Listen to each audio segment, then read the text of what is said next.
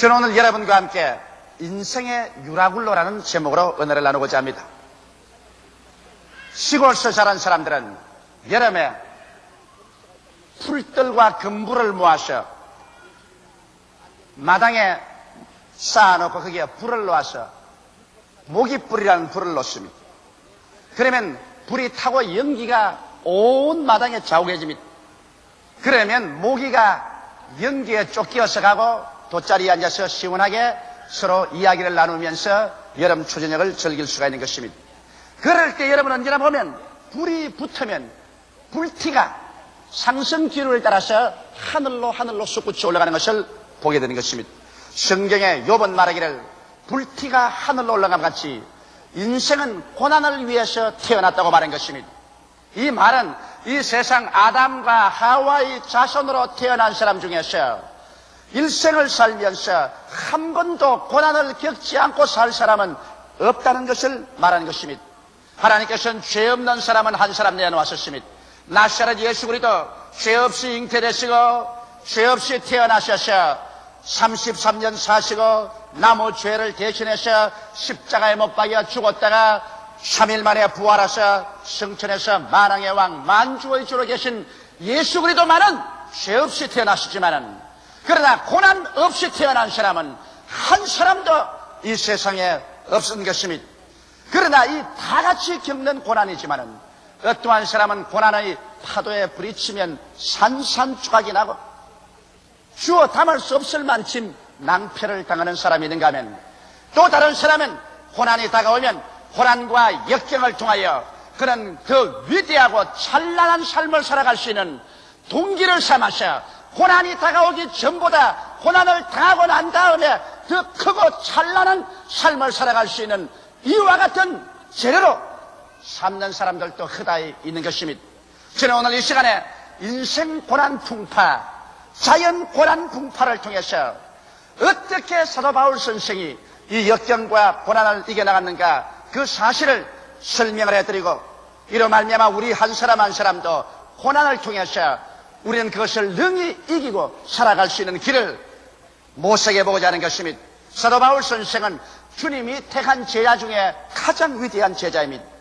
주님 생존 시에 택한 12제자에게는 들어가지 못했지만은 주님께서 부활하시고 난 다음에 주께서 바울을 택하셔서 이방인의 사도로 삼으신 것입니다. 그래서 그는 눈부신 활력으로 이방 세계 복음을 전가하다가 예루살렘에서 유대인들에게 체포되어 로마 사람에게 넘겨졌고 그 길로 전전하면서 갖은 수모와 고난을 당하시다가 이탈리아에 가서 시자 앞에서 재판을 받기 위해서 그는 체포되어 압송을 당하는 과정이 있었습니다. 마침 그때 아우구스토 대백부장 율리오라는 사람이 많은 죄수를 거느리고서 로마로 가서 로마의 법정에 넘겨주려고 한 것입니다. 이래서 그와 함께 죄수의 무리 속에 수갑을 차고 바울 선생은 끌려가게 된 것입니다.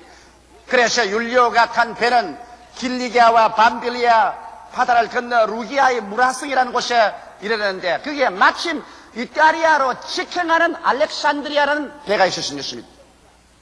그래서 아주 기쁘게 생각하고 이 백부장 율리아는 다른 죄수와 바울을 그 알렉산드리아 호에 다 태워가지고서 출발했는데 바람이 잘 불지 않으니 그 옛날에는 범선이라 배가 겨우 그저 기어서 건너가듯이 가다가 나중에 미항까지 왔습니다. 미항에 도착하자 바울 선생이 매일같이 하나님 앞에서 죄수이지만은 기도를 하고 있었습니다. 비록 수족은 묶인 죄수이지만은 그러나 그 마음은 묶이지 않은 자유인이었습니다. 그러나 하나님께 늘 기도하는데 미항에 왔을 때 하나님의 계시가 임한 것입니다. 만일 미항에서 이 배가 출발하면 큰 풍랑을 만나서 화물은 물론 다 잃어버리겠니와 사람들의 생명에도 크나큰 장애가 있을 것이라는 묵시를 받았습니다. 이래서 바울 선생은 곧장 백부장 율리오를 만났었습니다. 그리고 율리오에게 말했습니다. 내가 보건대 이 배가 지금 미항에서 출발하면은 풍랑을 만나서 화물도 다 잃어버리고 그리고 사람의 생명에도 많은 장애가 있을 것인즉 그러므로 내 말을 믿고 이 겨울을 미양해서 지나는 것이 좋다. 그렇게 말했습니다. 율리오가 이 말을 듣고 난 다음에 선장과 선주와 모여서 회의를 했습니다. 여기 내가 데리고 가는 죄수 중에 아주 학식이 많고 또 기독교의 지도자인 바울이라는 사람이 있는데 이 사람이 기도 중에 하나님께 묵시를 받았다고 이런 말을 했습니다. 다른 말이 아니라 풍랑을 만나서 배가 파손되고 화물은 다 있고 사람들의 생명에도 위험이 있으니까 미양을 떠나지 말고 여기에서 겨울을 지나는 것이 좋다고 말하는데 당신네들은 어떻게 생각합니까? 선장이 가가 대수하고 웃습니다. 도대체 내가 뱃사람으로 지중해 연안을 나는 평생을 이 배를 가지고 왔다 갔다 하는 사람인데 바다 물길은 내가 알지. 백명서생인 그 바울이란 그 종교인이 어떻게 바다 형편을 안단 말이요. 그런 우스운 소리 하지 마시오. 계시가 다 어디 있어요? 이 세상에 과학적인 세상에 해류를 따라 기류를 따라 경험을 얻고 내가 과학적인 지식을 가진 내가 알지. 그런 어리석은 소리 하지 마시오. 그러자 또 선주는 선주대로 하루속히 화물을 싣고 이탈리아에 가야 물건을 팔고 자금을 순회가 잘 때문에 돈을 한 푼이라도 많이 벌겠단 말입니다. 그래서 겨울을 미양에서 보낸다는 것은 상당히 물질적인 손실이 가므로 그래 이 두 사람이 백부장 율리아에게 단호하게 말한 것입니다.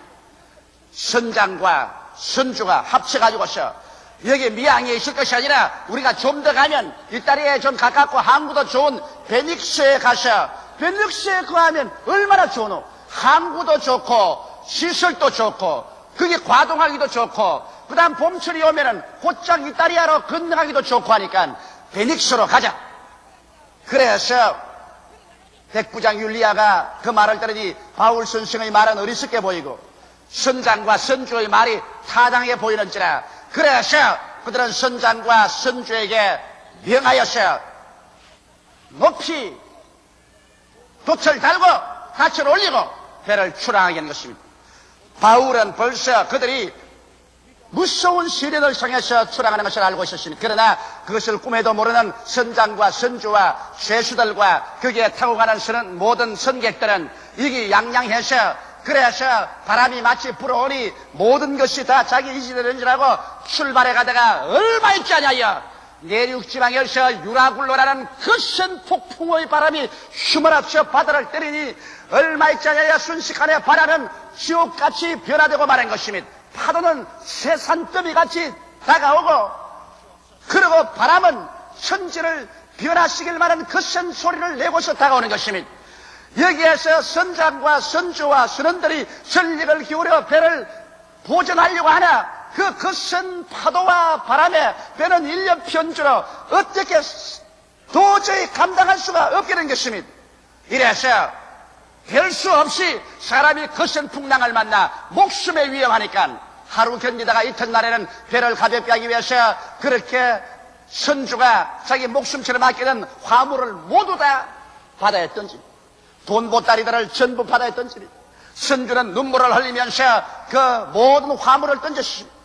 그러고 난 다음에 사흘째 계속해서 바람이 불고 파도가 치고 천지가 칠흑같이 어둡고 온 세계가 뒤엎어지는 것 같으며 이제는 배의 기구조차도 배의 무거움으로 이 선장과 선원들이 자진해서 배의 기구조차 다 버리고 마는 것입니다. 이래서 배는 이제는 오직 배와 사람들만 타고서 목적도 방향도 없이 바람이 치면 불리는 대로 파도에 밀리면 밀리는 대로 하늘에 솟았는가 하면 지옥 바다까지 떨어진 같이 파도에 출렁이며 모든 사람들은 정신을 잃고 쓰러지고 이리 뒹굴고 저리 뒹굴며 토하고 처참한 전경이 벌어진 것입니다. 이것이야말로 생지옥의 비극적인 상황 속에 떨어지고 말한 것입니다. 그래서 그들은 유라굴라를 만나서 이제는 사경이 이른 것입니다. 여기에서 여러분 우리가 알아야 될 것은 왜 이 알렉산드리아호가 유라굴라를 만나지 아니했으면 안 되었습니까? 유라굴라의 풍랑이라는 것은 이것은 어찌할 수 없습니다. 유라굴라는 오기도 하고 가기도 하고 일어나기도 하고 잠자기도 하는 것입니다. 왜 구태여 알렉산드리아호가 유라굴라를 만나야만 됐었습니까? 그 이유는 이 선장의 교만, 선조의 탐욕 때문인 것입니다. 만일 그들이 사도 바울 선생의 말을 듣고 하나님의 그 말 앞에 엎드려 하나님께 귀를 기울이고, 그래서 눈에는 아무 성가 안 보이고 귀에는 아무 소리 안 들리고 소리는 잡혀있는 것 없다고 할지라도 인간의 지혜나 인간의 지식이나 인간의 오만을 버리고 인간의 교만을 하나님 앞에 굴복시키고 인간의 탐욕을 하나님 앞에 굴복시켰더라면 유라굴라의 풍랑은 피할 수가 있었습니다. 하나님께서는 여러분과 내가 환난과 시험과 풍랑을 당해서 처참히 파괴되는 것을 원치 않기 때문에 이모로 저모로 미리 그것을 경고해 주시는 것입니다. 그러나 인간의 교만, 인간의 탐욕이 스스로 유라굴라를 향해서 걸어 들어간다는 것을 잊지 말아야 되는 것입니다. 여기에서 이 알렉산드리아라는 배가 처참하게 된 이유는 하나님을 원망할 수도 없고 선제 지변을 원망할 수도 없습니다. 이것은 오직 선장의 교만과 선조의 탐욕 때문에 그들만 스스로 절망 상황에 떨어진 것이 아니라 대탄 수많은 사람들을 한꺼번에 가장 처참한 절망으로 휘몰아치고 말한 것입니다. 이렇기 때문에 교만과 탐욕이 유라굴라를 부른다는 것을 잊지 말아야 되는 것입니다. 오늘날 여러분과 내가 사는 이 세상은 유라굴라의 풍랑에 휘몰아친 세상입니다. 어느 곳에 가나 여러분 죄가 없는 곳이 없고 미움이 없는 것이 없으며 사람은 불안과 공포에 떨고 처절하게 좌절하고 서로 살상하며 오늘날 세계가 언제 다시 한번 세계 제3차례의 비격적인 전쟁에 휘몰아쳐 들어가서 잿더미가 될지도 알 수가 없습니다. 나라마다 있는 힘을 다하여 백성들이 굶주릴지라도 총과 칼과 대포와 비행기와 폭탄을 준비하기에 여념이 없고 세계는 또다시 무서운 유라굴라의 풍랑을 향해서 나아가고 있는 것입니다. 최근 풍파들은 온 세계 각지에서 일어나고 세계 최종의 가장 비극적인 유라굴라의 풍랑은 다가오고 있는 것입니다. 왜? 인간은 이렇게도 지성적이라고 말하고 과학적이라고 말하고 이지적이라고 말하며 인격자라고 말하면서 세계에 다가오는 유라굴라의 풍랑을 눈앞에 보고도 이것을 피할 수 없을까요? 아담과 하와가 이 세상에 유라굴라를 가져올 때도 우리는 단적으로 그 결정을 할 수 있습니다. 하나님께서 동방의 에덴 지으시고 보기에도 아름답고 먹기에도 좋은 나무로 다 실과를 맺게 하시고 거기에는 상암도 없고 해암도 없고 진선진미의 아름다운 곳이었습니다. 그와 같은 자리에서 아담과 하와를 두고서 하나님을 섬기며 하나님을 믿으며 하나님께 순종하고 그리고 하나님의 청지기로서 그 동산을 가꾸게 한 것입니다. 그러나 사탄은 아담과 하와에게 유라굴라를 가져오는 길을 알고 있었습니다. 인생 유라굴로 인생 풍파를 가져오는 길을 알았습니다. 그것은 아담과 하와에게 교만과 탐욕을 넣어주면 죄악과 사망의 유라굴로의 풍랑이 불어와서 그들을 침몰시킬 것을 알고 있었습니다. 그래서 마귀는 때를 노렸었습니다. 하나님께서는 동산 모든 실과를 다 먹되 동산 중앙에 있는 선악을 아는 실과는 먹지 말라. 이를 먹는 날에는 죽으리라고 말씀하셨습니다. 이 선악을 아는 실과는 하나님의 주권을 상징하는 것입니다. 아담과 하와는 주권자가 아니요 주권적 소유자도 아니요 하나님의 종이요 하나님의 청지기로서 하나님을 섬기고 하나님을 순종하고 하나님을 믿고 하나님의 대리자로서 일하게 만들었기 때문에 이것 하나만은 분명히 하는 선악과 이것이 좋다 저것이 나쁘다 좋으니까 내가 선택하고 나쁘니까 내가 버린다는 주권적인 행위 이것만은 하나님의 것입니다. 그러므로 하나님의 주권을 존중하기 위해서 그것을 갖다 놓았습니다. 이것을 마귀가 악용한 것입니다. 아담과 하와가 에덴 동산에 있을 때 마귀가 와서 하와에게 말을 걸었습니다. 정말 하나님께서 동산의 모든 실과를 다 먹지 말라고 하느냐. 부정적인 방향으로 벌써 말을 찔러 넣었습니다. 하와가 대답하기는 아니라 동산에 있는 모든 실과는 다 먹되 동산 중앙에 있는 선악을 하는 실과는 먹지도 말고 만지도 말라 죽을까 하노라 하더라.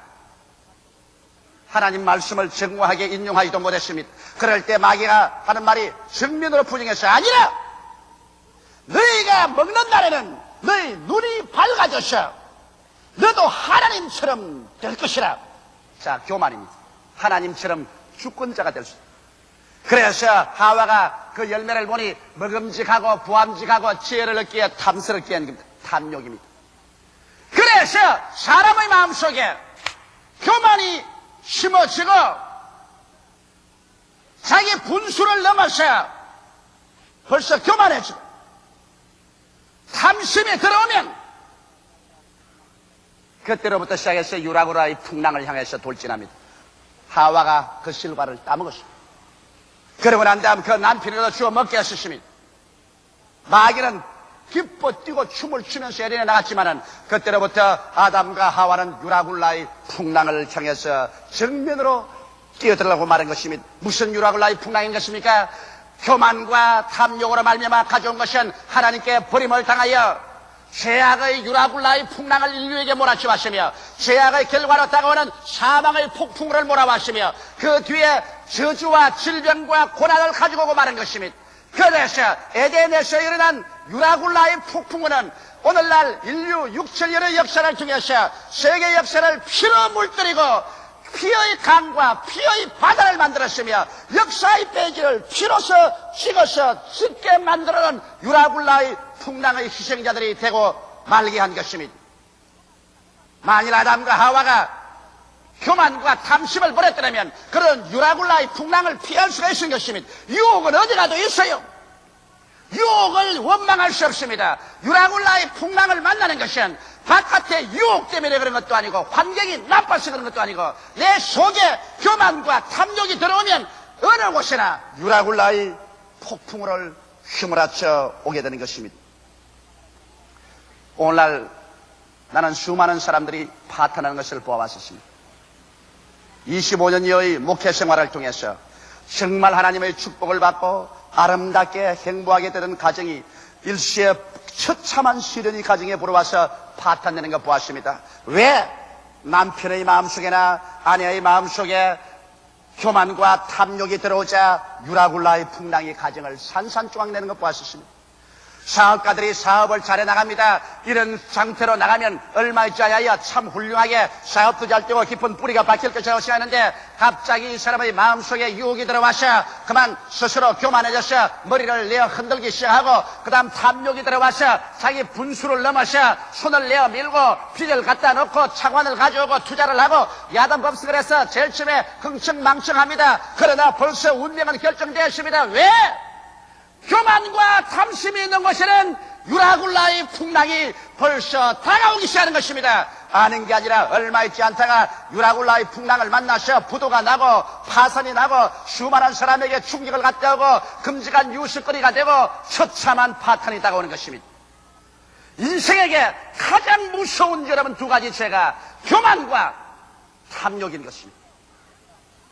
교만은 패망의 선봉이요 멸망의 앞장이며 탐심은 우상 숭배이기 때문에 하나님께서는 이 교만과 탐욕 이 두 가지를 용납하지 않습니다. 마귀는 바로 교만과 탐욕의 완전히 뭉쳐진 것입니다. 이렇기 때문에 오늘 이 시간에 여러분과 나의 미래에 관해서 우리가 점쳐볼 필요 없습니다. 내 마음속에 장차 내가 하나님의 축복과 은혜 가운데서 영혼이 잘됨같이 범사에 잘되며 강건하고 생명을 얻되 넘치게 얻으며 살 것이냐, 그렇지 않으면 연속적인 유라굴라의 풍랑을 크고 작은 것 만나서 박살이 날 것이냐, 이것은 내 속에 교만이 있느냐 탐욕이 있느냐 이것을 따져보고 교만과 탐욕을 깨뜨리고 하나님의 그 발 앞에 엎드리면 유라굴라의 풍랑을 피할 수가 있게 되는 것입니다. 그러면 나는 유라굴라를 극복한 바울에 대해서 말씀해 드리겠습니다. 모든 사람들이 알렉산드리아호에서 절망에 처했을 때 유라굴라를 만나시나 그 유라굴라 속에서 홀로 바울 선생만은 승리자로 일어나서 약 풍랑을 만난 14일 이후에 바울은 일어나서 위대한 그 말씀으로 그 속에 있는 사람들을 격려하고 위로하고 삶의 길로 이끌어진 것입니다. 거기에서 바울이 제일 먼저 일어서 하는 말은 뭐냐면, 여러분이 이제 안심하라. 나의 속한 바 나의 섬기는 하나님께서 천사를 간밤에 보내서 내게 말씀하기를 이 배는 잃어버리나 너희들에게 생명의 손상은 없을 것이라고 말했다. 나는 하나님이 말씀한 그대로 믿노라. 이 말 속에 유라굴라를 극복한 바울 선생의 위대한 신앙 철학이 들어있는 것입니다. 첫째로 바울 선생은 당신의 소속이 분명했습니다. 바울은 말하기를 나의 섬기는 나의 속한 바 하나님. 오늘날 아담과 하와의 자손은 하나님께로부터 쫓김을 받고 버림을 받고 나온 이유로 자기의 소속을 잃어버리고 말한 것입니다. 어디에서 와서 무엇 때문에 살며 어디로 가는지 알지 못하기 때문에 자기가 소속된 것을 모르므로 그저 자기 중심으로 살아서 자기의 지식, 자기의 지혜, 자기의 수단, 자기의 방법, 자기의 주목을 믿고 교만해지는 것입니다. 소속이 분명해지면 교만해질 길이 없는 것입니다. 바울 선생께서는 하늘과 땅과 세계와 그 가운데 모든 것을 지으신 하나님께 나는 속해 있으며 하나님의 아들 예수 그리스도께서 나를 위하여 십자가에 못 박여 몸짓고 피 흘려서 그 값으로 나를 사주었기 때문에 나는 값주고 산 하나님께 소속한 하나님의 노예요, 하나님의 종이요, 하나님 나라의 성직이로서 일한다. 이러므로 그 소속이 분명해지기 때문에 바울의 마음속에 교만이 있을 수가 없는 것입니다. 그는 하나님이 일어나라면 일어나고 앉으라면 앉고 가라면 가고 오라면 오는 하나님의 지혜와 하나님의 지식과 하나님의 선하고 나쁘다는 결정을 따라서 행하는 소속이 분명한 하나님께 속한 사람이었습니다. 오늘 여러분과 나의 성애가 소속이 분명하면 잘못되었다가도 곧장 돌아오는 것입니다. 나침판이 분명히 있으면 길을 잘못 가면 돌아와요. 우리는 하나님 중심의 생활이 마음속에 잡혀지면 우리가 조금 방향을 잘못 잡아서 교만과 탐욕으로 갔다가도 즉시 회개하고 깨닫고서 본부로 돌아오기 때문에 약간 유라굴라를 당했다가도 그대로 돌아와서 안전한 항구로 돌아오게 되는 것입니다. 이러므로 소속이 분명해야 돼요. 둘째로 바울은 말하기를 나의 섬기는 하나님이라고 말한 것입니다. 바른 마음, 탐심이 아닌 바른 마음, 정심입니다. 여러분 오늘날 왜 탐심이 생깁니까? 권력을 하나님으로 섬기니까 권력의 탐심이 생깁니다. 돈을 하나님으로 섬기니까 돈에 대한 탐심이 생깁니다. 육체의 쾌락을 하나님으로 섬기기 때문에 육체의 쾌락을 하나님으로 섬겨서 탐심이 생기는 것입니다. 탐욕이라는 것은 무엇을 자기가 섬기는가에 따라서 탐욕이라는 것입니다. 육신의 정욕, 안목의 정욕, 이 세상 사랑이 모두 다 잘못된 것을 섬기기 때문에 그런 것입니다. 오늘날에 와서는 인간은 지식 만능, 과학 만능, 황금 만능, 쾌락 만능으로서 이 세상에 완전히 유라굴라를 향해서 걸어가고 있기 때문에 이 세상을 그대로 내버려두면 어찌할 수 없이 3차 전쟁의 유라굴라에 부딪힐 수밖에 없습니다. 누가 뭐라고 해도 현재의 코스는 유라굴라를 향해서 직행으로 지금 달려가고 있는 것입니다. 바울 선생은 말하기를 나의 섬기는 하나님, 바울은 하나님을 섬기기 위해서 사는 것을 알았습니다.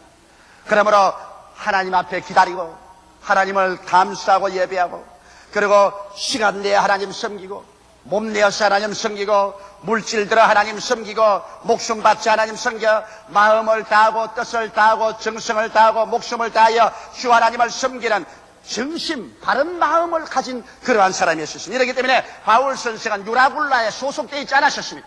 유라굴라가 바울을 멸할 수가 없습니다. 왜? 바울은 탐심이 아닌 정심을 가지고 있기 때문에 유라굴라하고는 상관이 없습니다. 이러므로 그 거센 유라굴라가 다가와도 바울은 조금도 두려워하지 않은 것은 그는 유라굴라에 소속한 사람이 아니었습니다. 그는 하나님께 속했으며 그는 하나님을 섬기고 있었습니다. 오늘 이 시간에 여러분은 무엇을 섬기고 있습니까? 육신의 정욕입니까? 안목의 정욕입니까? 이 세상 사랑입니까? 권력입니까? 돈입니까? 쾌락입니까? 여러분께서 탐심을 섬기고 나가면 그 결과는 부시불식간에 유라굴라의 풍랑 속에 떨어지게 되는 것입니다. 셋째로 바울 선생은 말씀에 대한 흔들리지 않은 신념이 있었습니다. 인간의 지식, 인간의 과학, 인간의 체험 이런 것 아닙니다. 선주나 선장의 말은 그런 것 아닙니다. 바울의 지식이란 하나님으로부터 받은 계시의 지식을 바울은 가지고 있었습니다. 할렐루야. 오늘날 또 여러분 우리가 세상에서 배우는 과학적인 인간의 역사적인 인간의 철학적인 지식이 아니라 이 성경 말씀은 하나님께서 계시하신 하나님의 지식과 하나님의 지혜와 하나님의 분별력과 하나님의 판단력인 것입니다.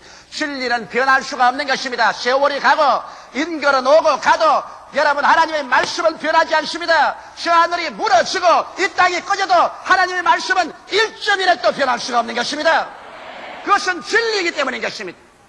세상에 수만 권의 장서가 세월이 지나가면 다 없어지고 새로운 책이 나오지만 성경은 기록되고 난 다음 아직까지도 한 번도 고쳐 적을 수도 없고 고쳐 적은 적도 없는 것입니다. 그러므로 바울 선생은 하나님의 말씀에 섰습니다. 하나님의 말씀에 섰다는 것은 하나님의 지식에 서고 하나님의 지혜에 서고 하나님의 판단력에 서기 때문에 이런 냉할 수 없고 피할 수 없습니다. 바울은 말하기를 나의 소감바 곧 나의 섬기는 하나님의 사자가 어젯밤에 내 곁에 서서 말하되 바울아 두려워 말라. 내가 가이사 앞에 서야 하겠고 또 하나님께서 너와 함께 행선하는 자를 다 내게 주셨다 하시니 그러므로 여러분이 안심하라. 나는 내게 말씀하신 그대로 되리라고 하나님을 믿노라.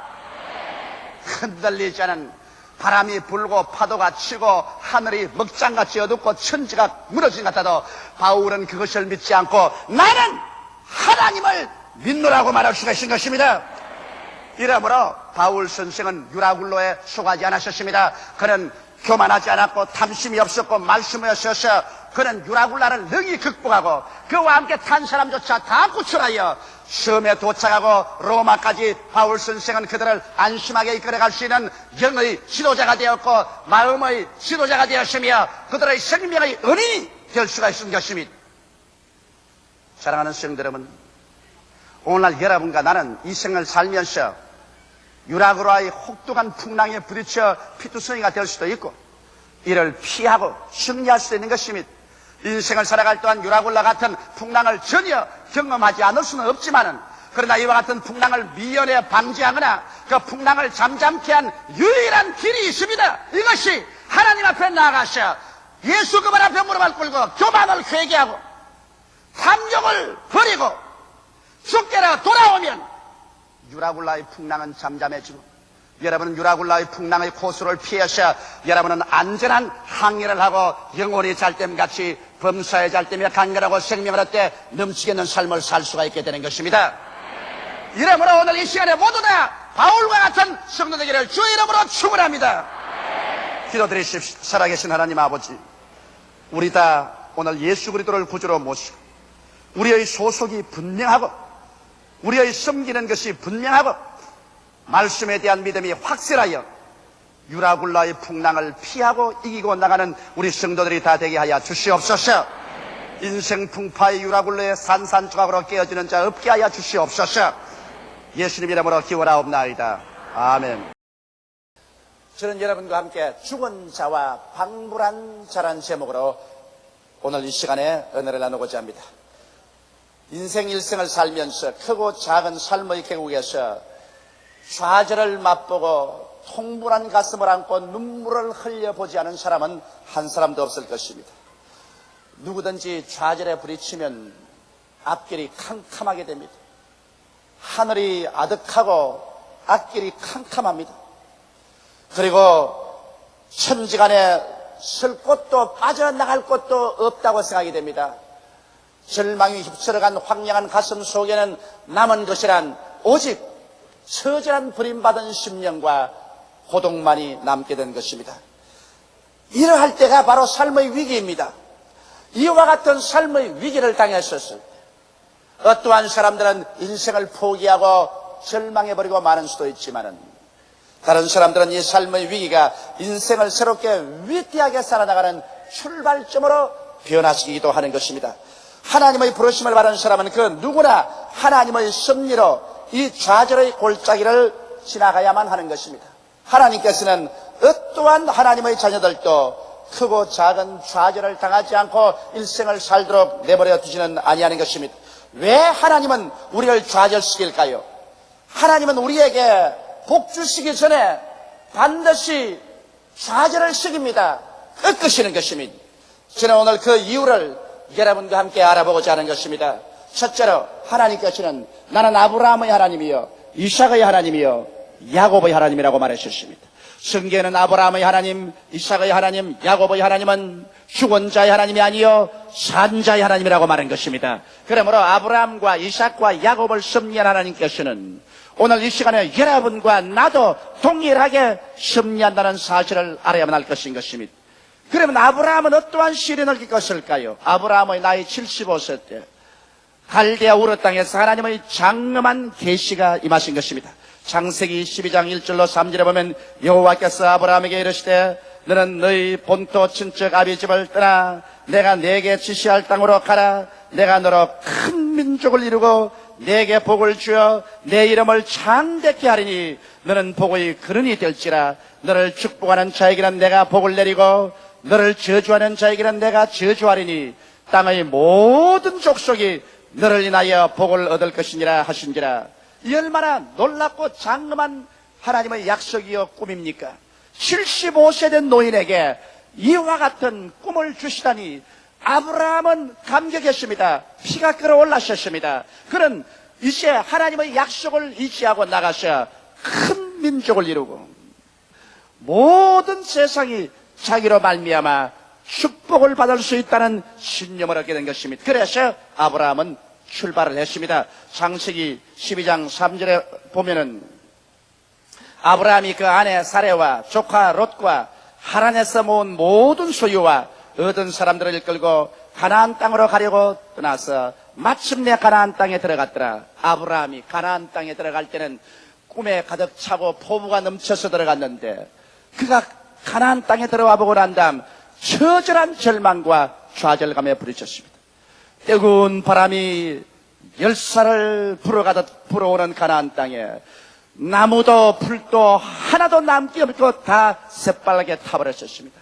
극심한 가뭄으로 말미암아 자기는 태양빛 밑에서 물 한 방울 없이 바짝 말라버렸습니다. 자기가 끌고 온 그 많은 짐승들은 먹을 풀이 없고 마실 물이 없어 다 기아로 죽어버리고 마는 것입니다. 데리고 온 그 많은 종들은 주인을 떠나서 살 길을 찾아 뿔뿔이 헤어져 버리고 아브라함은 천지간에 자기의 아내와 조카를 데리고 아득하고 절망적인 상황에 서게 된 것입니다. 여기에서 아브라함은 좌절에 부딪힌 것입니다. 내가 과연 하나님의 올바른 계시를 받고 온 것인가? 하나님께서 나를 속이신 것인가? 왜 하나님께서 나를 이와 같이 처절한 절망에 부딪히게 하는가? 그는 질문해보지 아니할 수 없었습니다. 여러분, 아브라함이 하나님을 믿고 순종하고 나왔지만은 그의 믿음과 순종에는 불순물이 가득 차 있었던 것입니다. 그는 왜냐하면 그 마음속에 탐욕과 불신앙과 아집과 인간적인 정이 꽉 들어차 있었습니다. 하나님께서는 갈대아 우르 땅에서 떠나 나올 때 내 부모 전토 아비 집을 떠나 아내의 손만 잡고 오라고 했는데 그는 하나님을 불신임했기 때문에 혹시나 하나님이 안 도와주면 어떨까 싶어서 하란 땅에서 얻은 모든 재물과 모든 종들을 다 데리고 출발했으며 혈족을 떠나라고 했는데 그 조카 롯을 데리고 출발했었습니다. 아브라함이 순종은 하고 믿기는 믿었으나 불순물이 꽉 들어찬 그와 같은 순종과 믿음이 있었습니다. 그러므로 하나님께서는 아브라함을 좌절시키므로 아브라함을 꺾음으로 회개시키려고 하는 것입니다. 사람은 좌절해야 회개합니다. 꺾이지 않고 회개하는 사람은 이 세상에 아무도 없습니다. 아브라함은 그러나 완전히 꺾이지 않았었습니다. 재산은 다 잃어버리고 종들은 다 떠나갔지만은 그는 아직까지 고집이 살아있었습니다. 하나님께서 가라고 말씀도 안 했는데 자기의 아내와 조카 롯을 데리고 그는 애굽으로 내려가 버리고 말한 것입니다. 애굽으로 내려갈 때 그 아내에게 거짓말을 시켰습니다. 이제부터 내 아내라고 하지 마라. 나를 오빠라고 불러라고 했었습니다. 그 아내의 미모가 아름다운지라 애굽에 내려가자 소문이 났습니다. 바로 왕궁에까지 소문이 나자 바로가 사람을 보내 알아보니 아브라함의 여동생이라고 하는지라 즉시 취하여 아내로 삼고 말한 것입니다. 여기에서 아브라함은 인생에서 최대의 좌절감을 느낀 것입니다. 어느 남자치고 자기 아내를 다른 사람에게 시집 보내고 그 대가를 받아 먹고 살면서 마음에 좌절하지 아니하고 피눈물을 흘리지 않을 남자는 없을 것입니다. 아브라함은 애굽 땅에서 처절하게 좌절해서 거기에서 그는 깨달았었습니다. 하나님을 믿으려고 하면 절대적인 순종과 절대적인 신앙으로 믿어야지 혼탁하게 인간의 탐욕이나 불신앙이나 아집이나 인본주의나 인간의 동정으로 믿어서는 안 된다는 것을 알았었습니다. 철저히 회개해서 아브라함이 순수한 신앙과 순종으로 들어오자 그 앞에 태양이 떠올랐었습니다. 하나님께서 다시 그 아내를 자기에게 돌려주며 다시 가나안 땅으로 돌아올 수 있는 기회를 주셨습니다. 이번에는 온전한 순종과 믿음으로 가나안 땅에 돌아오니 비가 내려서 가나안 땅 산천은 푸르고 물은 넘치고 우물물마다 마실 물과 농사지을 물이 가득가득했습니다. 아브라함은 그곳에서 부활의 인생을 체험한 것입니다. 이와 같이 하나님께서는 아브라함을 끊고 난 다음, 좌절시키고 난 다음에 그 다음에 부활시킨 것입니다. 이삭도 예외는 아닌 것입니다. 이삭은 진실로 은숟가락을 입에 물고 태어난 사람과 같습니다. 태어날 때부터 부모와 이웃의 한없는 사랑과 귀여움 속에 태어났었습니다. 이미 태어날 때 아브라함은 은과 금이 풍부했고 그는 짐승이 많아서 거부였었습니다. 이러므로 이삭에게는 이미 미래가 약속되어 있었고 그에게 부족한 것처럼 아무것도 없었습니다. 행복에 넘치는 유년 시절을 지냈고 그가 소년이 되었었습니다. 그런데 하루는 갑자기 하나님께서 아브라함에게 말했습니다. 아브라함아, 내 외독자, 내 사랑하는 아들 이삭을 모리아산에 데리고 와서 제물로 드리라. 이제는 아브라함은 어떠한 시련이 와도 절대 순종, 절대 신앙입니다. 그는 이제 그의 신앙과 순종의 불순물은 없습니다. 그는 꺾이고 깨어진 사람인 것입니다. 그래서 그 아들을 데리고 장작을 짊어지게 하고 손에 불을 들게 하고 사흘길을 걸어서 모리아산에 올라왔었습니다. 모리아산에 오면서 그 아들이 물었습니다. 아버지요, 여기에 제물 드릴 장작은 있고 불은 있는데 제물은 어디 있나이까? 아브라함 말하기를 아들아, 제물은 하나님께서 예비하신다. 그래서 그들이 모리아산에 와서 제단을 쌓고 난 다음에 급기야 아버지가 덤벼들어서 아들 이삭을 잡았어. 그리고는 그를 묶으셨습니다. 제단에 얹었습니다. 아들이 물었습니다. 아버지요, 이거 웬일입니까? 100살에 대한 당신의 아들을 어떻게 하려는 것입니까? 아버지는 말하기를 하나님이 너를 잡아 각을 떠서 제물로 드리라고 한다. 거기에서 이삭은 처절한 좌절에 묶여버리고 말한 것입니다. 자기는 하나님께 끝없는 사랑을 받고 아버지 어머니 품에서 한없는 사랑을 받는 사람으로 알고만 있었는데 이렇게도 무자비할 수가 있는가? 이렇게도 처절할 수가 있는가? 이 외로운 산정에서 어머니도 없는 곳에서 아버지가 갑자기 달라들어서 자기를 묶어서 제란에 얹어놓고 푸른 칼을 끄집어내서 심장을 치려고 하는 이 순간입니다. 사람이 죽음과 삶의 감정길에서는 안 깨어질 사람이 없습니다. 여기에서 야곱은 깨달았습니다. 인생이란 아무것도 아니로구나. 아버지가 저 한 칼 내리치면 이로써 나의 인생은 끝나고 마는 것이나 그러므로 이 세상의 부귀, 영화, 공명이란 하나의 허탄한 것에 불과한 것이구나. 인생을 살아가는데 오직 유일한 것은 하나님밖에 없구나. 여기에서 이삭은 좌절했습니다. 그는 꺾였었습니다. 그는 이제 죽음의 시간을 기다리며 눈을 감았었습니다. 아브라함은 칼을 들고 이삭을 내리치려고 할 때 하늘에서 천사의 소리가 들렸습니다. 아브라함아, 아브라함아, 네 아들 이삭에게 손대지 마라. 이삭이 자기 재난에서 풀려서 내려올 때 그는 제2의 인생을 살게 된 것입니다. 옛날 이삭은 죽었고 그는 이제 다시 살아난 인생으로서 일어날 수가 있게 된 것입니다. 그래서 여기에 이삭은 철저히 거기에서 깨어지고 꺾여버리고 말한 것입니다. 그 이후로 그는 하나님 중심으로 섰고 하나님은 이삭에게 한없는 축복을 주신 것입니다. 여러분, 야곱을 보십시다. 야곱은 시련을 무수히 겪은 사람이었습니다. 그는 이기주의적이고 꾀가 많고 교활했었습니다. 팥죽 한 그릇으로 형의 장자권을 사고 아버지의 눈이 어두운 것을 기화로 장자의 축복을 아버지께로부터 받았었습니다. 그것을 안 형이 분도 막심해서 자기를 죽이려고 하자 외아저씨 집으로 도망을 쳤어요. 그곳에서 20여 년 동안 붙어 살면서 머슴살이였습니다. 그곳에서 장가를 들고 자식을 낳고 외아저씨의 짐승떼를 치면서 여러 가지 교활한 떼를 내어가지고서 많은 외아저씨의 짐승떼를 자기 것으로 만들었었습니다. 그래서 외아저씨와 자기의 이종 사촌들이 몹시 마음에 괘씸하게 생각하고 있었습니다. 어느 날 야곱은 자기의 치아들을 거느리고 모든 짐승떼를 다 거느리고 그런 고향 땅으로 가려고 도망을 쳤습니다. 얼마 있지 않다가 외아저씨에게 발견이 되어 외아저씨가 군대를 가지고 와서 잡아서 죽이려고 했었으나 꿈에 하나님의 사자가 나타나서 야곱에게 손대지 말라고 하므로 그는 야곱을 붙잡아서 경계선을 긋고 다시는 내게로 건너오면 생명을 부지하지 못할 것이라고 경고했었습니다.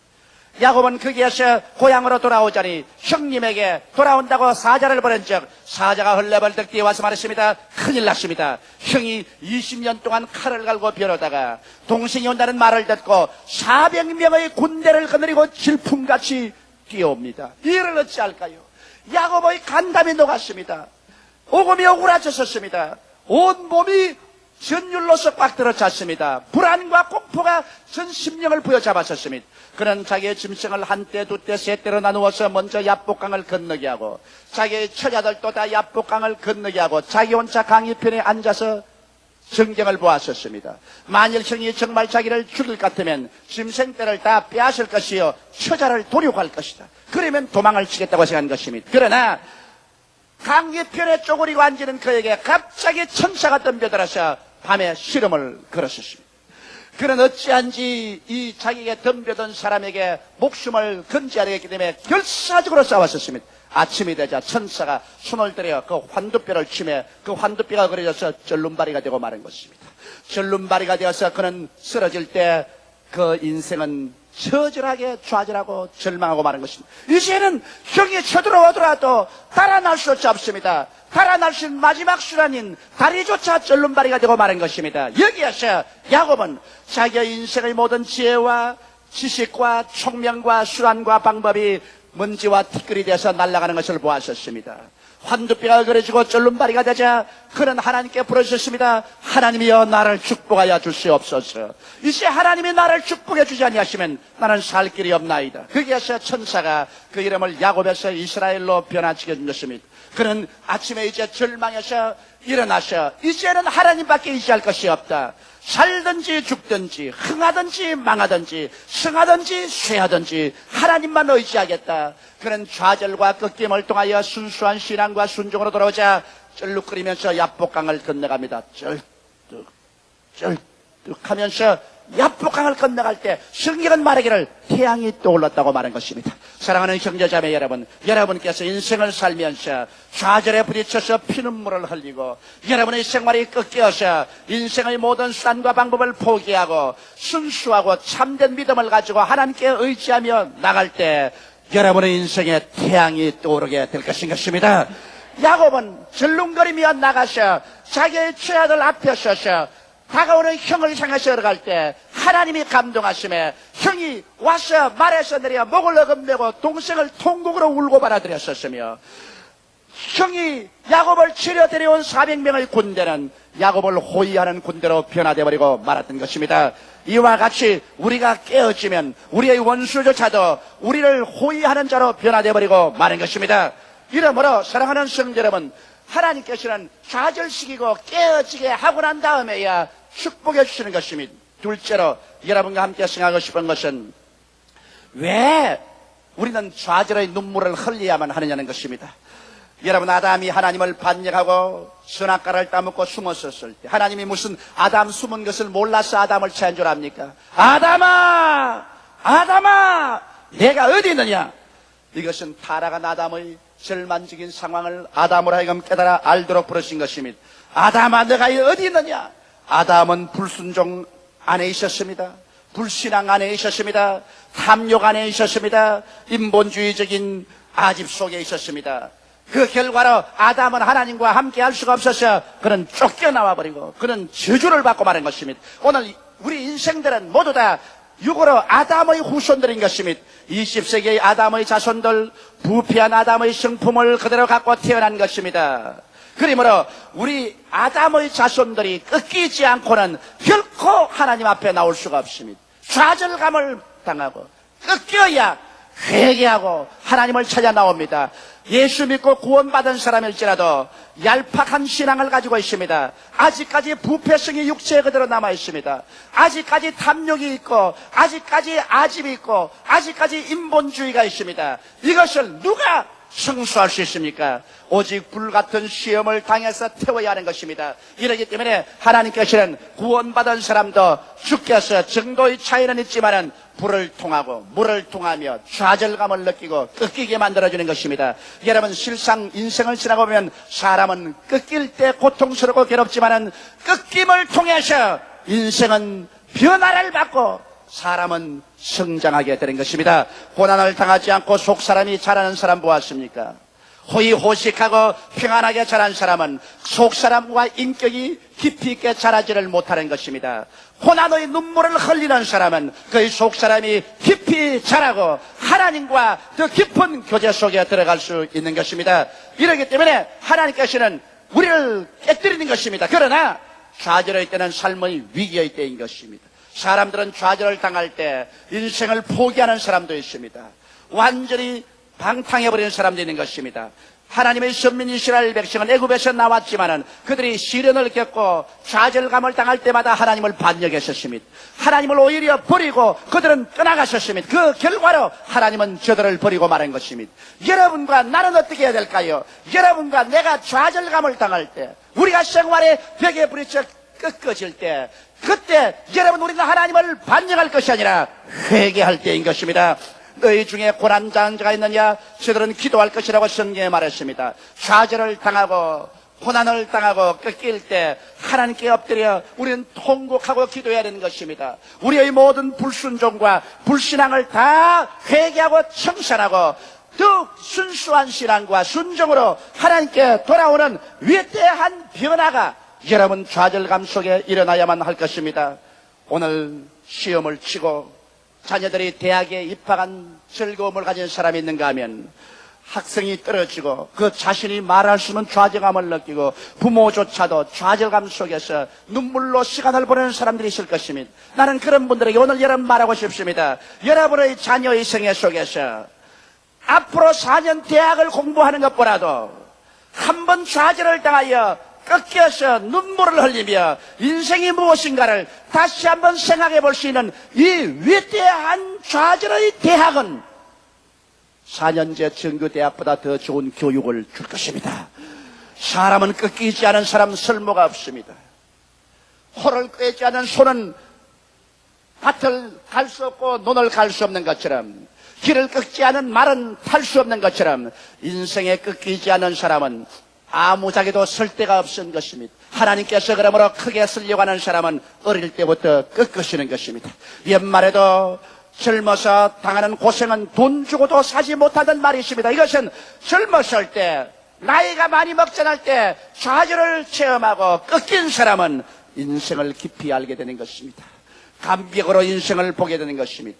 진실로 하나님을 사랑하고 의지할 수 있는 것을 배울 수 있게 되는 것입니다. 이러므로 여러분 잠시 동안 학교에 입학을 하지 못하고 재수를 하게 된다든지 혹은 학교에 영영하지 못한다고 해서 좌절하거나 거기에서 꺾여서 인생을 절망하지 마십시오. 바로 이 기회가 하나님을 찾을 때이며 하나님을 의지할 때이며 더 새롭고 찬란한 인생을 출발할 때인 것입니다. 좌절의 눈물을 통하여 하나님은 여러분의 그릇을 크게 만듭니다.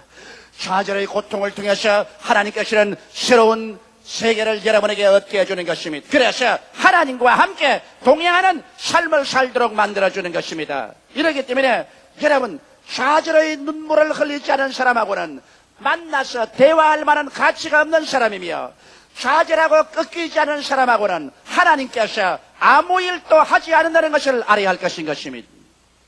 셋째로 여러분에게 제가 남기고 싶은 말은 사라의 눈물과 기쁨에서 배울 것입니다. 사라는 좌절이 무엇인지 아는 여인이었습니다. 사라는 남편이 85세, 자기의 나이가 75세까지 아들이 없었습니다.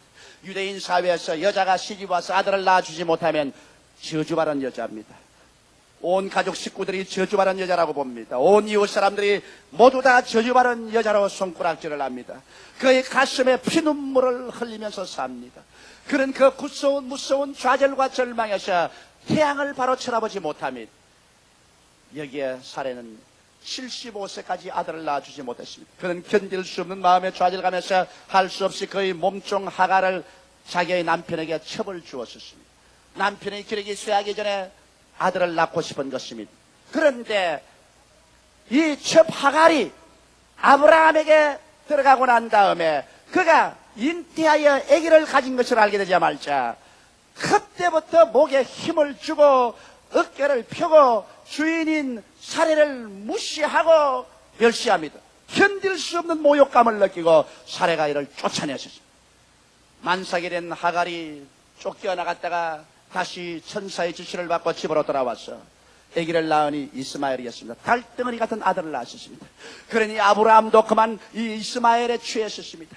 그리고 하갈은 아들을 낳았으니 이제는 이기양양하고 도도하기가 끝이 없습니다. 모든 사람들조차도 다 이스마엘 어머니 하갈의 지위를 인정해주고 이스마엘 중심으로 아브라함의 가정이 움직여갑니다. 이제는 사라는 버림받은 여자입니다.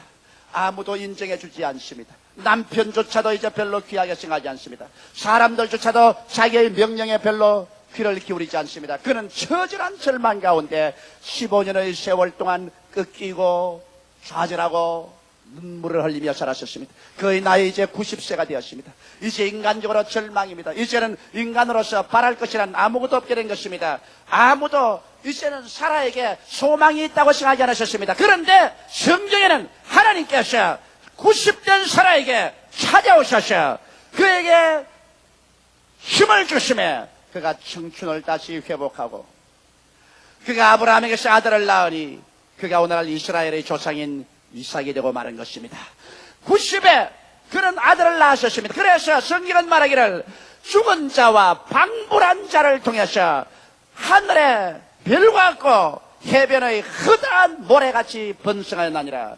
이것은 여러분과 나에게 놀라운 교훈을 주는 말씀인 것입니다. 여러분과 내가 인생에 좌절하고 인생에 꺾여서 사라와 같이 이제 죽은 자와 방불합니다. 어떠한 사람이 보더라도 너는 희망이 없다, 너는 이제 절망이다, 너는 일고의 가치도 없는 인간이 됐다고 생각하고 쓰레기더미 같이 버리려고 할지라도 이 사람이 낙심하지 않고 그 좌절과 눈물 속에서 하나님을 찾고 하나님께 의지하면 하나님께서 그 사람에게 부활의 태양이 떠오르게 만들어준다는 것입니다.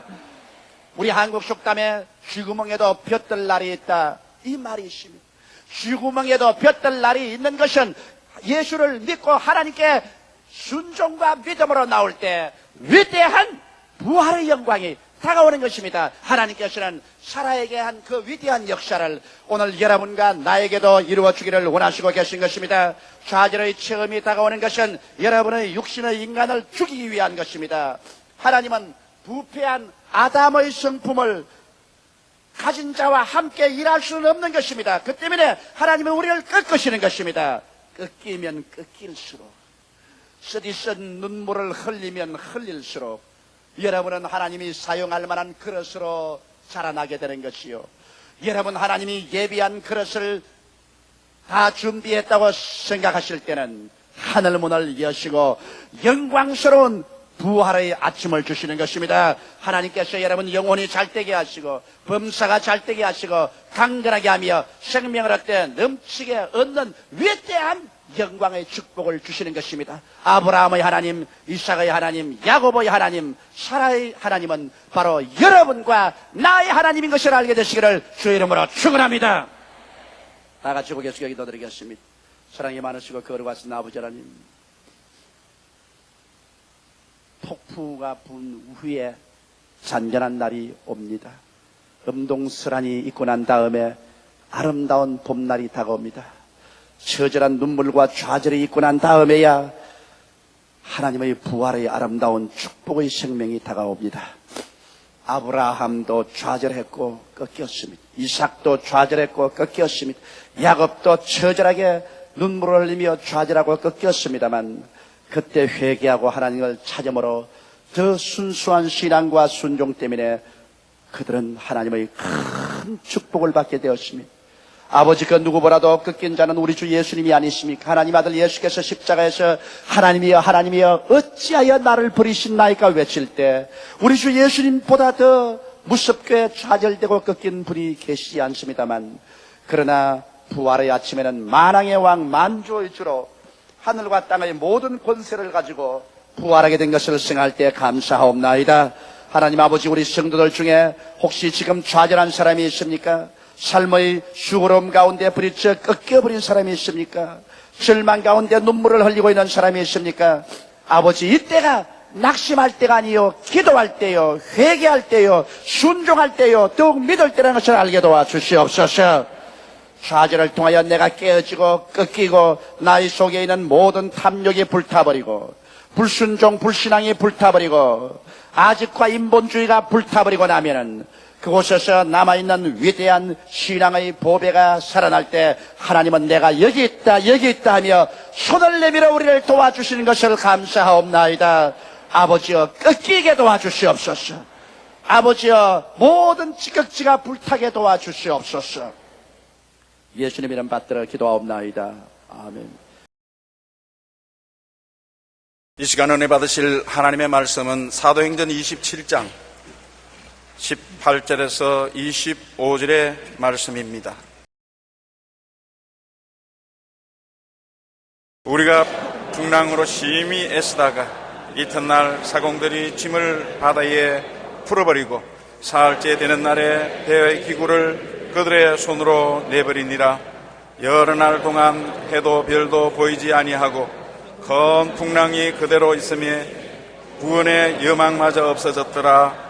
여러 사람이 오래 먹지 못하였으며 바울이 가운데 서서 말하되 여러분이여 내 말을 듣고 그에 대해서 떠나지 아니하여 이 타격과 손상을 면하였다면 좋을 뻔하였느니라.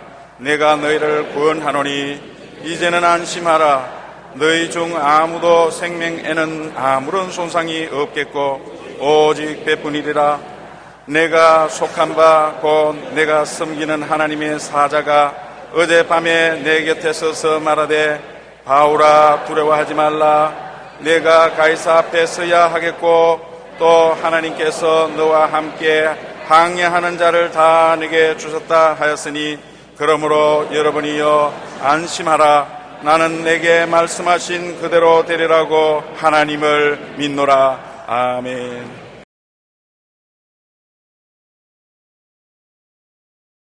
오늘 저는 유라굴로의 풍랑을 맞은 세계 경제라는 제목으로 말씀을 나누겠습니다.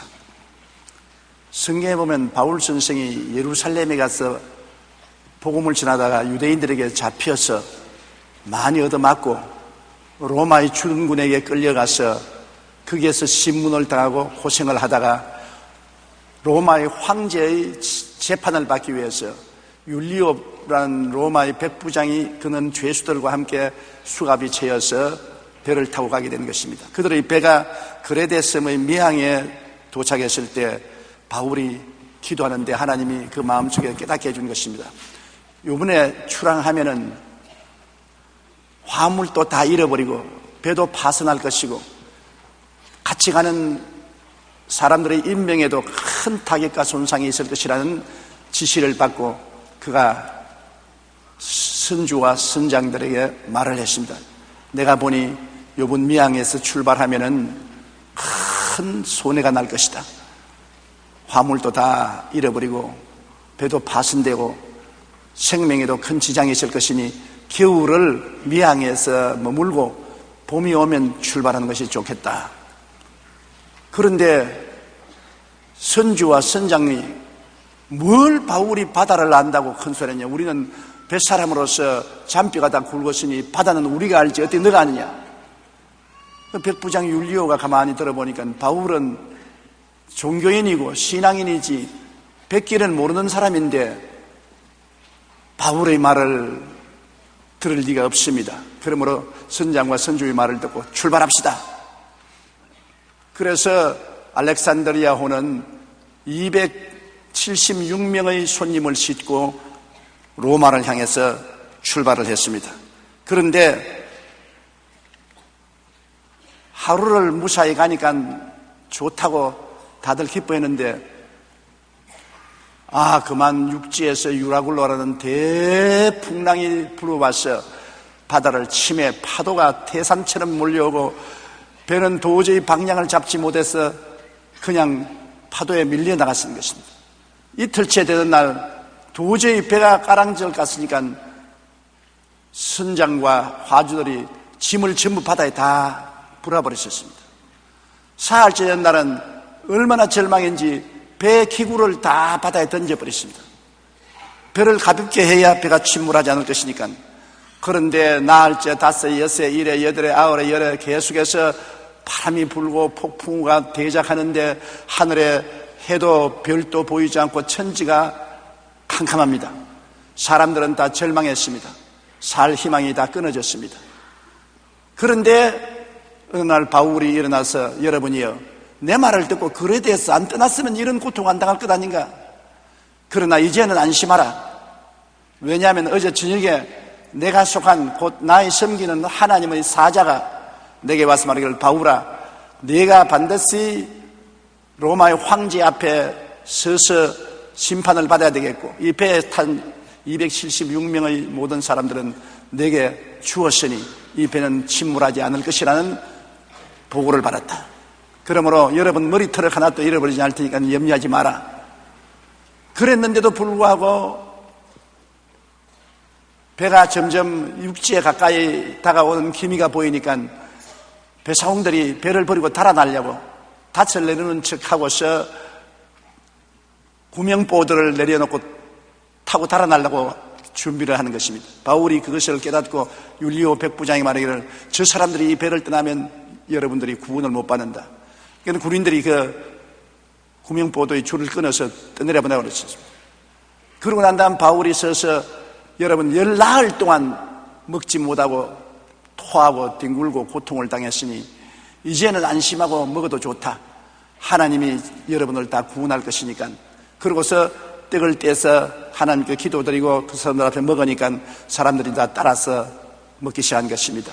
환난과 풍파를 당하니까 배를 지휘하는 것은 선장과 선주가 아니고 죄수인 바울인 것입니다. 하나님을 의지하는 사람 말에 따라서 행동을 하는 것입니다. 그래서 다 먹고 난 다음에 배가 점점 육지에 갇혀지는 것이 물이 깊이가 달라지는 것입니다.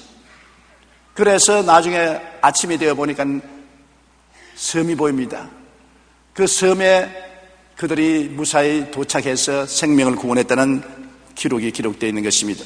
이를 통해서 오늘 제가 알아보고 싶은 것은 이 세상에 경제적인 유라굴로의 바람이 불어오는 것입니다.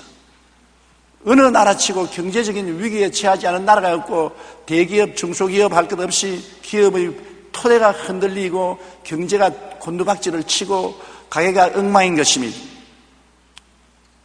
왜 이런 일이 되었느냐? 오늘날 다가온 경제적인 유라굴로는 미국에서부터 불기 시작한 것입니다. 미국에서 왜 유라굴라의 풍랑이 불기 시작한 것입니까? 미국이 국채를 국민들과 여러 나라에 많이 팔았습니다. 국채를 팔고 나니까 그 국채를 산 개인이나 나라에 이자를 매달마다 지불해야 되는데, 이자가 너무 많이 나가니까 미 재무성에서 이자를 적게 물려고 미국의 대출 이자를 1%로 낮추었습니다. 여러분, 이자 돈 1%밖에 안 내면 공짜인 것입니다. 거기에다가 미국 정부는 그 기회에 서민들이 모두 다 내 집 갖도록 하는 정책을 세워서 담보 없이 값싼 이자로 집을 사는데 90%에서 95%까지 돈을 융자해 주었던 것입니다. 그러니 집 없는 사람들이 담보도 없이 정부 시책에 따라서 은행에서 90%에서 95%의 돈을 빌려주니 얼씨구나 좋다고 면할 것 없이 전부 은행에 돈을 빌려서 집을 사니 굉장히 부동산 붐이 일어나고 건축 붐이 일어나고 돈이 흥청망청 쓰여지고 경기가 좋은 것 같다가 그만 경기가 시들어지기 시작하고 거품이 꺼지기 시작하니까 집값이 떨어지는데 폭락을 해서 반값으로 떨어졌습니다. 그러니 은행에 1% 이자를 주고 90%에서 95%의 빚을 내서 집을 산 사람이 은행에서 빌린 돈보다 집값이 더 떨어지거든. 그러니까 집을 포기해버립니다. 우리 집 은행에서 도로 가져가라. 은행에서 도로 받으니까 살 사람이 없어요. 그러니까 은행은 돈 다 빌려줬는데 돈은 안 갚지요. 집값이 폭락하자 할부금도 이자도 안 내니까 은행이 들 것이 낫습니다. 우리 한국 동포 한 사람의 예를 들어보면 은행에 돈을 빌려가지고서 13억짜리 집을 샀어요. 좋다고 그래서 할부금도 내고 이자도 내는데 13억짜리가 10억 이하로 떨어졌습니다. 은행에 빌린 돈이 13억인데 집값은 10억 이하로 떨어졌으니까 도저히 이제는 할부금을 내고 이자를 낼 이유가 없게 된 것입니다. 그래서 우리 교포도 그 집을 은행에 돌려줬습니다. 가져가라. 나는 이제 못 갖겠다. 은행이 그 집을 도로 맡았으나 살 사람이 없어요. 집값이 폭락했으니까. 그러니까 우리 교포는 그 집에서 그냥 눌러 사는 것입니다. 활불금도 안 내고 이자도 안 내고 나 죽어라, 나 볕 째라 그러고 사는 겁니다. 그런 형편이에요, 미국이.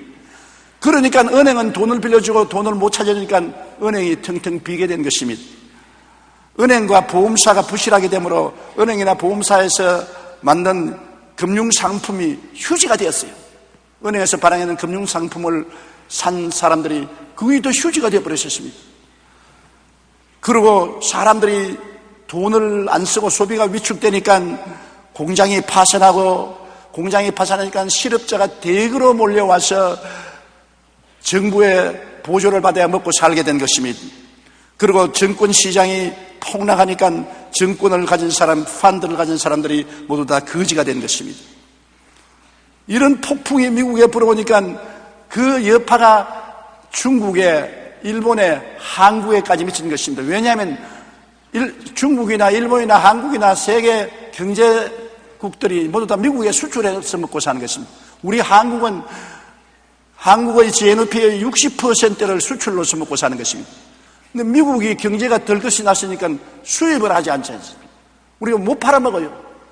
그러니까 우리의 자동차도 못 팔아먹고 컴퓨터도 못 팔고 핸드폰도 못 팔고 되면 그 공장들이 가동을 하지 못하게 되고 그리고 가격이 떨어지고 직장을 잃게 되고 경제적인 한파가 우리에게도 다가온 것입니다. 엄청난 한파가 미국을 통해서 유라굴라가 불어와서 이 풍랑이 온 세계를 뒤엎고 있는 것입니다.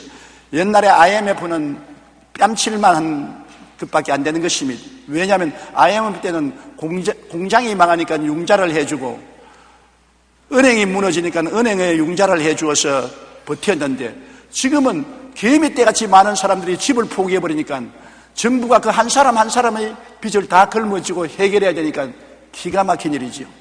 그래서 하루 이틀에 해결할 수가 없는 것은 뭐 공장 수백 개, 은행 수십 개가 무너진 것이 아니라 수백만의 사람들의 집이 다 무너졌으니까 그 사람들을 다 데리고 문제를 해결하는데 시간이 안 걸릴 수가 없는 것입니다. 하루 이틀에 해결될 문제가 아니에요. 금년도에 이 유라굴라의 풍랑이 일어났으니 명년에는 해도 안 보이고 달도 안 보이고 별도 안 보이고 캄캄한 풍랑 가운데 엄청난 고통이 미국을 중심으로 해서 온 세계에 다가오고 우리 한국도 피할 수가 없을 것입니다. 경제적인 폭풍의 유라굴라를 잠재워야 되겠는데 어떻게 하면은 우리에게 다가오는 경제적인 유라굴라를 잠재우고 안 빠져 죽고 살 수가 있겠습니까?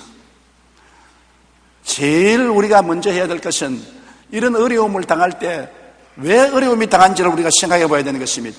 아담과 하와가 왜 에덴 동산에서 쫓겨나서 어려움을 당한 것입니까? 탐욕 때문에 그런 것입니다. 자기 분수로대로 사람이면 사람으로 살지 마귀가 선악과를 따먹으면 하나님이 된다고 하니까 왜 사람이 사람으로 살지 하나님 되려고 탐욕을 가지고 하나님 뜻을 거역해서 선악과를 따먹고 반역해서 하나님께 버림을 받고 쫓겨났는 것입니다. 탐욕이 원죄인 것입니다. 오늘날 미국에 일어난 그 유라굴라의 경제적인 폭풍도 미국 정부와 국민들이 탐욕인 것입니다. 돈 빌려놓으러 난 다음에 이자 적혀내려고 이자율을 낮추는 것하고 사람들 담보도 없이 은행 이자를 90에서 95% 빌려주어서 집 사게 하는 것은 탐욕 아닌 것입니까? 내가 능력이 없는데 얼씨구나 좋다고 욕심으로 다 사들이고 결국 무너진 것입니다. 분수에 뛰어넘는 욕심은 반드시 결과의 파멸을 가져오는 것입니다. 야고보서 1장 15절에 욕심이 잉태한 즉 죄를 낳고 죄가 장성한 즉 사망을 낳는다고 하는 것입니다. 인간들은 원래부터 타락한 그 마음이 탐욕이 있습니다. 보통 사람이 아니라 나도 탐욕에 잡힐 때가 많습니다. 구두 한 켤이 신으면 아직 안 떨어지고 좋은데 다른 사람이 멋지는 구두를 신으면 나도 지금 한번 신어야 되겠다. 그래서 아직 말짱한 구두 주고서 그 구두 사 신어요. 구두 신고 얼마 아니면 유행이 달려서 또 다른 구두가 나오면 나 또 구두 사야 되겠다. 그러니까 나중에 구두장에 구두가 가득한 것입니다. 안 신는 구두가. 내 신기는 싫고 남 주기는 아직 아깝고 구두가 쌓이는 것이요. 우리 여성들도 보면 옷, 자기가 입던 옷 그대로 아직도 몇 년은 더 입을 수 있어도 불구하고 유행에 떨어지니까 새로운 유행의 옷을 사 입습니다. 그 다음 친구들 보니까 그보다 더 나은 옷을 사 입으니까 또 그 두 옷을 또 그 옷을 삽니다. 옷장을 열어보면 옷이 가득해요. 왜 이렇게 옷을 많이 옷장이냐? 이거 나누어 주지. 나누어 주기는 아직 너무 아깝고 내 입기는 이미 철이 늦었고 그렇게 옷이 쌓여가는 것입니다.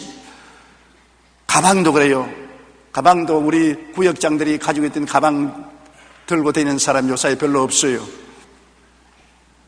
집도 그렇습니다. 30평짜리 집을 사가지고서 좋아서 절전 박수를 치고 있다가 가만히 보니까 이 친구들은 40평짜리가 있거든. 아유, 우리도 40평 사야지. 그래서 허리를 졸라매고 애를 써서 40평을 사가 좋다고 했다가 그 다음 다른 친구에게는 50평짜리 살고 있거든. 그래서 40평이 마음에 안 맞단 말이에요. 그러니까 50평 살라고 죽을 애를 써가지고서 50평 사놓으면 그 다음엔 친구들 보니까 독립집에서 산단 말이에요. 우리도 독립집에서 살아요. 여보, 우리 친구는 자기 독채로 사는데 이 아파트에서 이게 무슨 생활이야. 여보, 돈 좀 더 벌여, 더 벌여. 밤잠을 못 자고 남편이 애를 써서 독립집을 사놓으면 그 다음에는 친구들이 콘도미니엄을 가지고 있단 말입니다. 우리도 콘도미니엄. 욕심은 한 번 나기 시작하면 끝이 없는 것입니다. 그 욕심을 채우려고 하니까 스트레스에 걸리고 마음이 불만스럽고 불행하게 짝이 없는 것입니다. 옛날 이야기에 보면은 새 강도가 우리 강도질 하지 말고 새 사람이 되어 살자 약속을 하고 우리 새로운 사람이 되기 위해서 수련하는 곳으로 가자고 세 사람이 손을 잡고 가다가 길거리에 보따리가 하나 있는데 들춰보니까 금덩어리가 들어있거든. 좋다고 세 사람이 금덩어리를 안고서 우리 이거 나누어 가지자고. 그리고 배를 타고 강을 건너가는데 그만 한 사람을 확 밀어가지고서 물에 빠뜨려 버리거든. 그 두 사람이 허허허 웃으면서 우리 둘이 나누면 이제는 우리가 더 부자가 됐다. 저놈은 빠져 죽었으니까 이제 됐다고. 그래 둘이가 배에서 내려서 들을 가다가 배가 고픈데 집에 오두막집에 불길이 있으니까 한 친구가 하는 말이 내가 가서 음식을 좀 구해올 테니까 내가 여기 기다리라. 음식 구하러 간 동안에 물병에다가 기다리는 놈이 독을 넣었단 말이에요. 독을 넣어서 물병을 딱 채워놓고 음식 먹을 때 그 놈 보고 마시게 하려고. 그런데 음식을 구하러 간 그 놈이 음식을 구하니까 부엌에 들어가서 칼을 숨겨 나와서 확 찔러 죽여버렸었습니다. 친구를. 그리고 야 이놈아 너는 죽을 팔자다. 아이고 금덩어리 내 혼자 찾았으니 좋다고 허허 웃으면서 목이 마르니까 병을 끌려가지고서 물을 마셨단 말이에요. 킥 하고 죽어버렸어요. 욕심이 잉태한 적 죄를 낳고 죄가 장성한 적 사망을 낳는다고. 욕심 때문에 세 사람 다 죽고 금덩어리는 그대로 덜어버리게 된 것입니다. 인간의 욕심은 끝이 없어 결국에는 끝없는 욕심으로 사람들은 스트레스를 받고 불만족한 가운데 불행하게 살게 되는 것입니다. 사람들은 언제나 비교 가난으로 불행한 것입니다. 실제로 가난한 사람들은 자기 불행을 느끼지 않습니다. 가만히 제가 세계를 다녀보니까 부자 나라에 갈수록 사람들이 웃지를 않아요. 구라파나 미국의 부자 나라에 갈수록 얼굴이 대리석 같고 웃지 않아요. 그런데 인도나 방글라데시나 저 가난한 아프리카에 가면 사람들이 잘 웃어요. 너틀 웃음을 웃어요. 왜냐하면 부자 나라에는 탐욕 때문에 긴장을 하고 스트레스를 받고 더 돈을 벌어야지 더 잘 살아야지 애를 쓰는데 아직 없는 사람은 다 포기하고 난 다음 배짱 좋게 너틀 웃으면서 사는 것입니다. 그래서 사실은 기대가 크면 클수록 실망이 크고 꼭 필요한 것 이외에는 다 버리는 것이 좋은데 그렇지 않습니다. 히브리서 3장 13장 5절에 돈을 사랑하지 말고 있는 바를 족한 줄 알라고 했는데 있는 바를 족한 줄 알면 행복해지는데 있는 바를 족한 줄 아는 사람이 어디 있나요? 오늘날 성공학의 대가인 데일리 카네기는 이런 말을 했습니다. 인간은 과로가 원인이 되어 죽지는 않는다. 그의 죽음의 원인은 다름 아닌 낭비와 번민 때문에 죽는다. 일을 많이 해서 죽는 것이 아니라 너무 많이 먹고 마시고 그리고 과로를 한 것이 아니라 마음의 스트레스를 받아서 죽는다. 사람은 자신의 욕구를 채우기 위해 더 많은 돈을 벌려고 합니다. 그런데 1974년 미국 펜실바니아 대학의 경제학자인 리처드 이스트리는 돈이 행복을 가져다 주지 않는다고 발표했습니다. 그는 가난한 나라의 국민들이 가장 기본적인 생활에서 벗어나면 행복지수가 쑥 올라가는 것을 발견했습니다. 그러나 그 이상 소득이 많아져도 그만큼 더 행복해지지 않는다는 연구 결과를 발표했습니다. 이스틀린 패러독스라고 불리는 이 보고서의 내용은 이후 사람들의 마음속에 돈과 행복은 비례하지 않는다는 것입니다. 돈이 많을수록 행복할 것 같은데 돈이 많을수록 더 불행해지고 더 스트레스를 받고 더 마음의 고통이 많다는 것입니다. 먹고 입고 마시는 문제만 해결되고 그 다음에 더 애쓰지 않은 사람들이 더 마음의 평안을 가지고 행복을 가지고 살더라는 것입니다.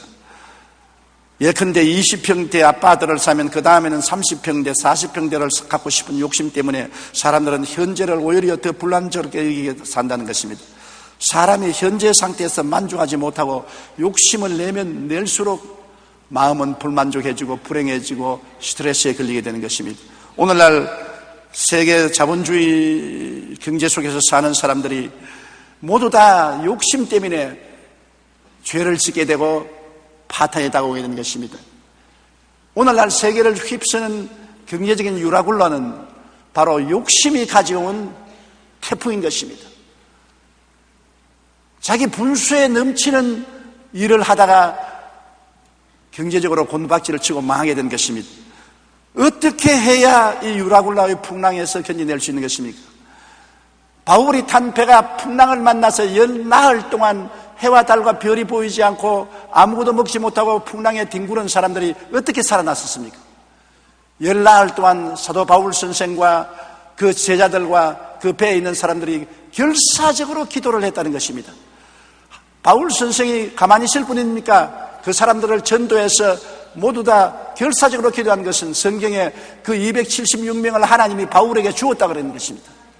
바울이 그 배 타고 14일 동안의 고통 가운데 있는 동안 그 사람들을 다 전도해서 예수님을 믿게 하고 그들은 있는 힘을 다해서 하나님 살려달라고 기도한 것입니다. 기도하면서 회개를 하게 된 것입니다. 고난을 당하면 회개하게 돼요. 평안할 때는 회개 안 합니다. 고난을 당하면 회개해야 돼요. 편안하면 누워서 기도하다가 좀 답답하면 앉아서 기도하고 더 답답하면 꿇어앉아 기도하고 더 답답하면 새벽 기도 나오고 더 괴로우면 기도원에 금식하러 들어가는 것입니다. 사람은 고통에 정비례해서 하나님께 차여 나오는 것입니다. 나는 이런 글을 읽어봤었습니다. 영락교회 한경익 목사님이 살아계실 때 비서실장을 한 장로님인데 그가 비서실장이 되기 전에 그때 우리 한국 사회가 6.25 난 이후로 굉장히 가난했지 않습니까?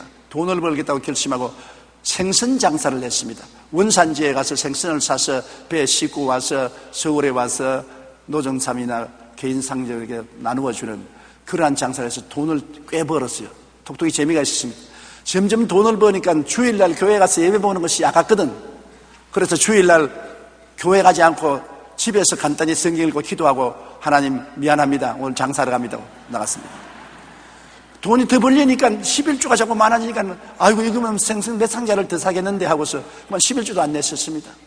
그래서 그 다음 주일날 또 안 나가게 되고 11주도 안 나가게 되고 예수 믿는 것은 액세서리가 되고 주인은 바로 돈이 주인이 되었었습니다. 돈의 노예가 되었었습니다.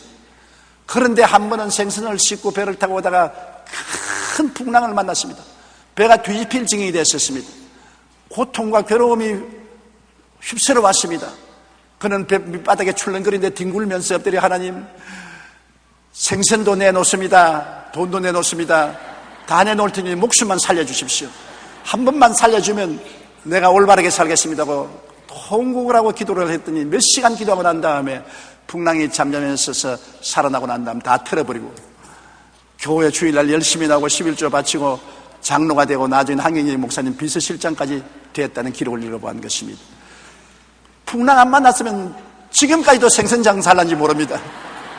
풍랑을 만났기 때문에 변화가 된 것인 것입니다. 그러므로 여러분 이 유라굴라의 풍랑을 만난 오늘 이 시점에 가장 중요한 것은 회개하고 기도하는 것입니다. 바울 선생이 일어나서 뭐라 했습니까? 여러 사람이 오래 먹지 못하였으며 바울이 가운데 서서 말하되 여러분이여 내 말을 듣고 그에 대해서 떠나지 아니하였으면 이 타격과 손상을 면하였더라면 좋을 뻔하였다. 하나님의 말씀을 일찌감치 들었으면 이러한 풍랑을 안 만날 것인데 사람의 욕심으로 하나님 말씀을 듣지 않아서 풍랑을 만났다고 말하는 것입니다. 그러므로 하나님 말씀을 거역한 죄를 회개해야 돼요. 내가 소식을 들으니까 요사이 미국의 교회가 꽉꽉 들어 찬다는 말을 들었었습니다. 그동안에 호황 때 교회가 텅텅 비었어요. 주일날은 텅텅 비고 수요일날 저녁 예배는 문을 닫는 교회가 많은데 요 사이는 수요일날도 꽉 차고 주일날도 줄을 서서 교회에 들어온다는 것입니다. 며칠 전에 곽선임 목사님을 만났는데 곽선임 목사님도 수요일날은 우리 한국에도 교회 교인들이 많이 안 하는데 요 사이는 꽉 들어찬다는 겁니다. 그러면 그만큼 실직자가 많고 어려움을 당한 사람이 많았기 때문에 이제는 하나님을 찾는 수가 많아지는 것입니다. 그리고 교회를 봐서는 고난당하는 것 좋지 않지 않아요. 고난당해야 교회를 찾아오지. 좋으면 놀러가고 교회를 안 찾아오기 때문인 것입니다. 그러므로 고난당할 때 우리가 고난을 이길 수 있는 것은 결사적으로 회개하고 기도하라는 것입니다. 그러고 난 다음에 자기의 정체성을 다시 확립해야 되는 것입니다. 삶의 목적과 방향이 잘못되었으면 바로 잡아야 돼요. 삶의 목적이 출세에 있고 혹은 돈에 있고 명예에 있고 지위에 있었으면 고난당하면 돈도 지위도 명예도 권세도 다 날아가게 되었으니 그것에서 중심을 옮겨서 하나님 중심으로 돌아와야 되는 것입니다. 내가 어디에 소속했느냐? 돈에 소속했느냐? 지위나 명예나 권세나 세상 쾌락에 소속했느냐? 하나님께 속했느냐? 다시 한번 고난당하면 그것을 생각해 볼 때가 온 것입니다. 우리는 세상과 마귀에 속하든지 하나님과 우리 주 예수님께 속하든지 둘 중에 하나밖에 없는 것은 중간 상태는 없습니다. 고난당하면 예수 그리스도를 의지하고 하나님께 부르짖어 기도하게 되므로 우리의 정체성이 확립되어야 되는 것입니다. 사도행전 27장 23절에 바울은 내가 속한 바 곧 내가 섬기는 하나님의 사자가 어젯밤에 내 곁에 와서 말하였다는 것입니다. 바울은 자기가 어디에 속한 것을 알고 있었습니다. 세상에 속하지 않았습니다. 마귀에 속하지 않았었습니다. 하나님께 속하고 그는 돈을 섬기거나 세상을 섬기지 아니하고 내가 하나님을 섬긴다고 말한 것입니다. 이게 중요한 것입니다. 내가 하나님께 속하고 내가 하나님을 섬기기 위해서 돈도 벌고 하나님 섬기기 위해서 지위도 있고 명예도 있고 권세도 있어도 다 하나님을 섬기기 위한 목적이 되어야지, 하나님을 섬기지 않고 하나님이 내가 잘 먹고 잘 입고 잘 살고 출세하는 수단으로 삼으면 안 되는 것입니다. 하나님을 이용해 가지고서 돈도 벌고 하나님을 이용해서 지위와 명예와 권세와 쾌락도 얻으려고 하면 잘못 생각한 것입니다.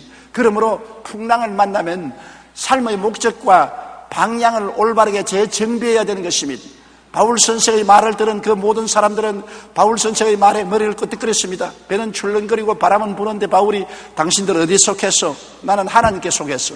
당신들은 어디에 속했어?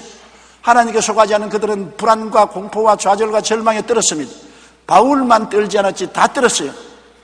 왜냐하면 천지와 만물을 지은 하나님께 속한 바울은 살든지 죽든지 나는 하나님의 것이다. 하나님이 뜻이면 살고 하나님이 뜻이면 죽어도 천당 가니까 두렵지 않다고 했지만 하나님을 모르고 세상에 속한 사람들은 풍랑이 일어 배가 뒤집어지면 자기도 세상도 다 날아가 버리고 마는 것이니까 좌절과 절망할 수밖에 없지요. 그러므로 우리가 어디에 소속있는 것을 알아야 되고 누구를 섬기는지 알아야 되는 것입니다. 우리의 삶에 우리가 하나님이 중심에 서서 하나님을 섬기며 살아야지요. 하나님을 이용해서 나를 섬기면 안 되는 것입니다. 사람들은 자기를 섬기는 사람이 많습니다. 자기가 우상이 되어서 기도도 자기 섬기기 위해서 하고 찬송도 자기 섬기기 위해서 하고 믿음도 자기 섬기기 위해서 하는 사람들이 많습니다. 왜? 자기에게 유익을 주기 위해서 하나님이 이용하려고 잘못된 것을 섬깁니다. 자기를 우상화하는 사람들이 많습니다. 환난이 당하면 자기라는 것이 산산조각이 나지 않아요. 잘못된 섬김을 돌이켜서 하나님을 섬겨야 되는 것입니다. 돈을 버는 것도 하나님 섬기기 위해서, 좋은 집을 사는 것도 하나님 모시기 위해서, 지위와 명예를 얻는 것도 하나님께 영광을 돌리기 위해서 하나님 중심에 써야 되는 것입니다. 하나님은 외모를 보지 않고 중심을 보는 하나님이기 때문에 이러한 변화가 일어나야 하나님의 기적이 일어나는 것입니다. 그리고 이 풍랑에서 벗어나기 위해서는 마음을 긍정적으로 가지고 희망을 가져야 되는 것입니다. 풍랑이 다가온다고 이제 우리는 다 죽었다, 우리는 다 망한다, 우리는 절단이다, 이제는 희망을 잃어버렸다, 이렇게 되면 안 되는 것입니다. 부정적이 되면 안 돼요. 두 사람의 죄수가 감방에 들어가 있는데 매일같이 창사를 통해서 밖을 내다보는데 한 사람은 하늘을 쳐다보고 태양이 반짝인다, 밤에는 별들이 아름답구나, 바람이 부니 나무가 팔랑거리고 참 아름다운 세상이구나, 언제나 기뻐하고 즐거워했는데 다른 사람은 창살통에서 땅을 내다보고 아이고 먼지가 많이 나네. 사람들이 많이 걸어다니니까 먼지가 많이 나. 비가 오면은 진흙창, 아이고 땅은 진흙창밖에 없네. 인생은 먼지투성이고 진흙창밖에 없네. 저 발이 더러운 거 봐라. 저 구두가 다 떨어진 거 봐라. 저 헐벗은 옷을 봐라. 전부 부정적이면 바라봤었습니다. 감옥에 임기를 마치고 두 사람이 다 출소했는데 한 사람은 기다리는 가족의 품에 들어가서 새로운 직장을 얻고 즐거운 새로운 인생을 출발했는데 땅만 바라보던 사람은 부정적이고 탄식하고 원망하다가 정신병에 걸려서 정신병원에 입원했다는 이야기를 들었었습니다. 똑같은 사실을 볼 때도 부정적으로 보면 절망입니다. 지금 다가오는 유라굴라의 풍랑을 볼 때 여러분 부정적으로 보면 절대로 못 살아나는 것입니다. 긍정적인 희망을 가지고 회개하고 주님 중심으로 서고 하나님 섬기는 생활로 들어오면서 하나님이 같이 계심으로 살 수 있다. 환난이나 공고나 적신이나 위험이나 기근이냐 죽음이냐 칼이랴 이 모든 일에 우리를 사랑하는 이로 말미암아 우리가 넉넉히 이기나니라. 우리가 사방으로 우겨삼을 당해도 쌓이지 아니하며 답답한 일을 당해도 낙심하지 아니하며 핍박을 받아도 버림받지 아니하고 끄꾸러뜨림을 당해도 망하지 않는다. 나는 예수 그리스도와 함께 삶으로 넉넉히 이긴다. 눈에는 아무 증거 안 보이고 귀에는 아무 소리 안 들리고 손에 잡히는 것 없어도 언제나 긍정적이고 밝고 맑고 환한 믿음을 가져야 되는 것입니다. 긍정적인 믿음을 가진 사람은 긍정적이 되고 부정적인 믿음을 가진 사람은 부정적이 되는 것입니다. 사도행전 27장 22절에 보면 하나님께서 오셔서 바울에게 희망을 선포했습니다. 바울은 희망을 사람들에게 말한 것입니다. 사도행전 20장 22절에 내가 너희를 권하노니 이제는 안심하라. 너희 중 아무도 생명에는 아무런 손상이 없겠고 오직 배뿐이리라. 27장 24절 25절에 바울아 두려워하지 말라. 내가 가이사 앞에 서야 하겠고 또 하나님께서 너와 함께 항해하는 자를 다 내게 주셨다 하였으니 그러므로 여러분이 안심하라. 나는 내게 말씀은 그대로 되리라고 하나님을 믿노라. 희망을 가져야 되는 것입니다. 우리는 예수 그리스도의 십자가를 바라보면 희망을 가질 수밖에 없습니다. 아무리 큰 죄인이라도 십자가를 바라보면 예수님이 그 고통스러운 십자가를 통해서 몸짓고 피 흘려 우리 일생의 죄악을 다 청산하고 우리를 의롭다고 일러주시고 영광을 주셨습니다. 그러므로 어떤 죄인도 희망이 있는 것입니다. 죄로서 절망할 수 없지 않습니다. 어떻게 세속적이고 세상의 악한 습관에 묶이고 부패한 사람도 예수님의 보혈이 십자가에서 다 마음을 씻어주시고 몸을 씻어주시고 마음도 새롭게 하고 몸도 새롭게 하고 새로운 성령을 주셔서 변화시켜 주는 것입니다. 누구든지 그리스도 안에 있으면 새로운 피조물이라 이전 것은 지나갔으니 보라 새 것이 되었도다.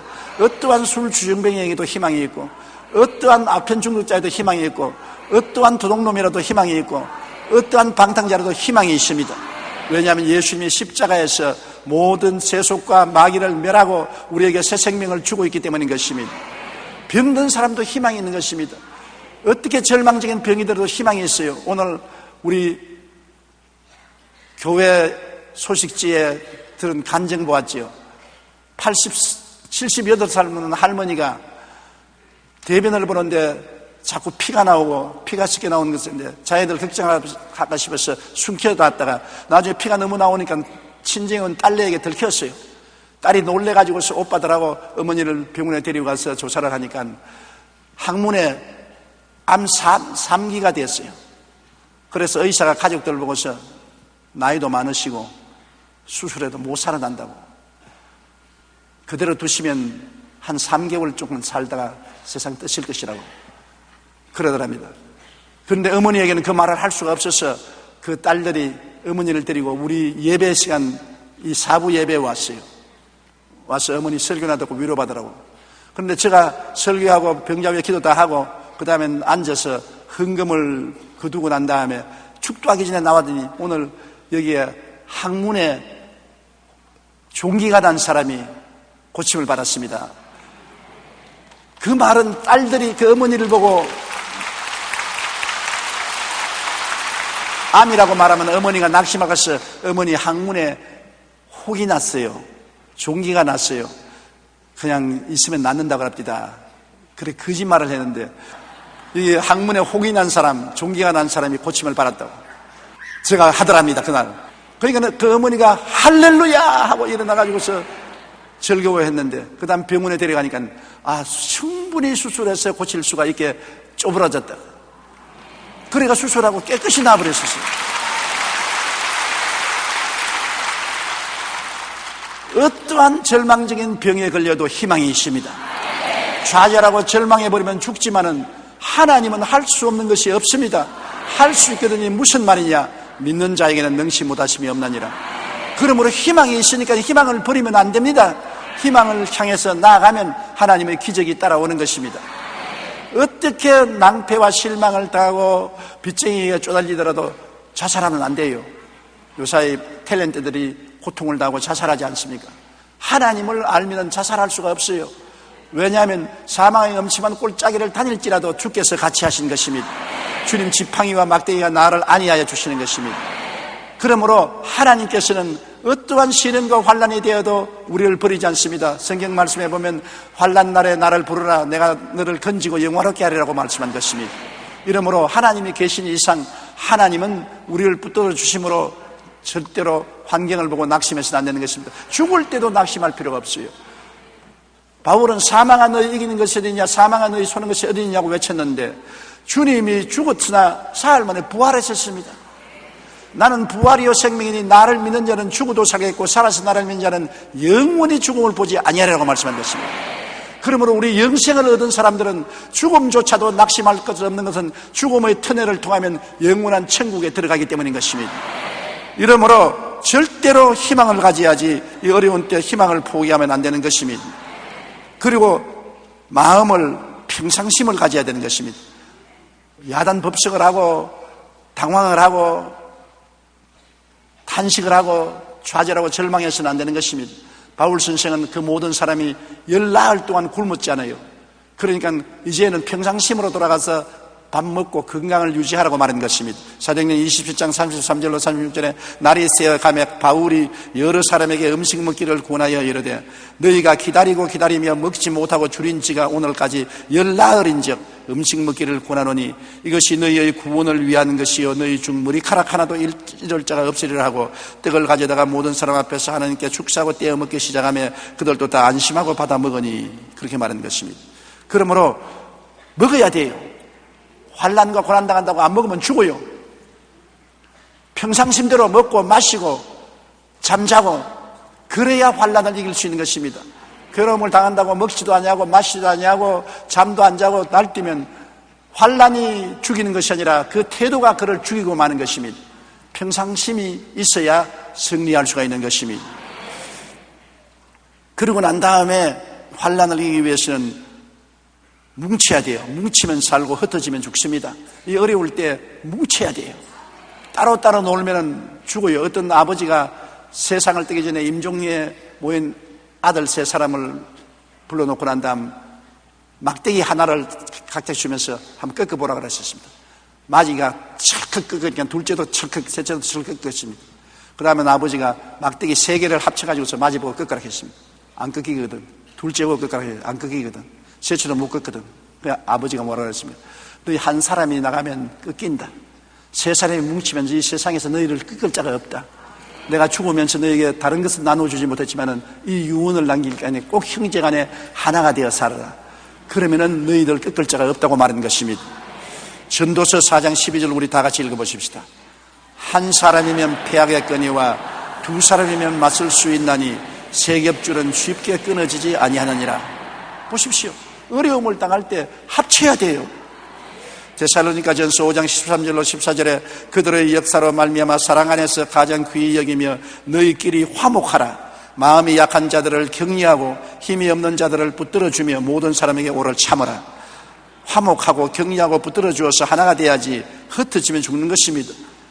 회사가 살려면 사원이 일치 단결해야 되는 것입니다. 지금 회사가 부도 직전인데 사주하고 노조들이 합쳐서 머리띠를 메고 싸우면은 망하죠. 미국의 GM 자동차 회사가 그렇습니다. 몇만 명의 고용원들이 있는데 정부에 지금 구제금융을 요구하고 있는 것입니다. 정부에서 국회에서 요구하는 것은 노조들 월급 깎아라. 그러면 구제금융을 주겠다. 노조가 우리는 임금 못 깎겠다. 옛날대로 받아야 되겠다. 그러니까 상원에서 뭐라고 했습니까? 그러면 너희들 고생해봐야 된다. 구제금융 못 준다. 탕! 하고 부결해버렸습니다. GM은 언제 얼마 있으면 문 닫게 돼요. 문 닫으면 몇만 명의 직원들이 다 직장을 잃고 길거리에 헤매게 되는 것입니다. 어려울 때일수록 노사가 하나가 되고 일치가 되어야 되는 것입니다. 고린도전서 1장 10절 우리 다 같이 읽어보십시다. 형제들아, 내가 우리 주 예수 그리스도의 이름으로 너희를 권하노니 모두가 같은 말을 하고 너희 가운데 분쟁이 없이 같은 마음과 같은 뜻으로 온전히 합하라. 보십시오. 어려울 때는 말도 같은 말을 하고 마음도 같은 마음을 가지고 뜻도 같이 하라는 것입니다. 합쳐야 되는 것입니다. 합치면 살고 흩어지면 죽습니다. 우리 아버님이 우리 어릴 때 늘 해주신 말씀이 있었습니다. 그것이 아버지가 졸탁동시라는 말을 했습니다. 한자어로. 졸탁동시가 뭐냐면은 암탉이 병아리가 알을 품고 있다가 알을 품고 난 알이 나오게 되면 기회를 딱 기울여 있으면 톡톡톡 하고 병아리가 알 안에서 찍습니다. 찍는 소리 들으면 어미가 바깥에서 콱콱콱 찍어서 병아리를 깨어 나오는 것입니다. 그러므로 안에서 톡톡톡 하면 밖에서 콱콱콱 찍어서 껍질을 벗기고 새끼가 태어난다. 졸탁동시라고. 그렇게 아버님이 늘 말씀하시면서 서로 뜻이 맞아야 일이 되지 뜻이 안 맞으면 안 된다. 그런 말을 하는 것을 들었는데 여러분, 오늘날 우리 한국이 어려운 시대에 살아나게 되면 대개 회사에 큰 회사나 작은 회사나 회사주나 노조원들이 마음이 합쳐야 돼요. 가족만 마음이 합치는 게 아니라 회사에서도 마음을 합쳐서 단결하면 살아갈 수 있어요. 허리띠를 묶고 새로 출발하는 기분으로 서면 살 수가 있는 것입니다. 그리고 국론이 일치하고 정치가 안정돼야 돼요. 나라가 갈라지면 안 되는 것입니다. 국민들이 하나가 돼야 돼요. 옛날에 IMF 때 우리 국민 전체가 합쳐서 금과 은을 다 내놓았지 않습니까? 농장에 있는 금과 은을 다 내놓고 합심해서 나라를 위해서 힘쓰니까 IMF를 거뜬히 이겨내지 않았습니까? 이 어려울 때 국론이 일치돼야 돼요. 내가 요사이 국회에 보면 가슴을 치는 것입니다.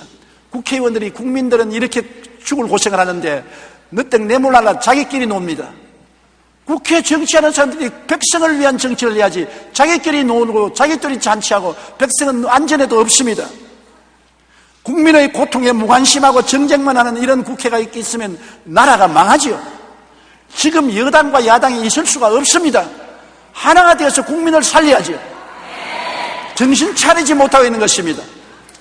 얼마나 더 어려운 고난을 국민들이 당해야 정신을 차리겠습니까? 국민들을 대변한 그들이 있는 힘을 다해서 국론을 통일하고 나라를 살리고 국민들을 고통에서 건지려고 애를 써야지요. 우리 국민들이 질타를 해야 되는 것입니다. 정신 차리도록.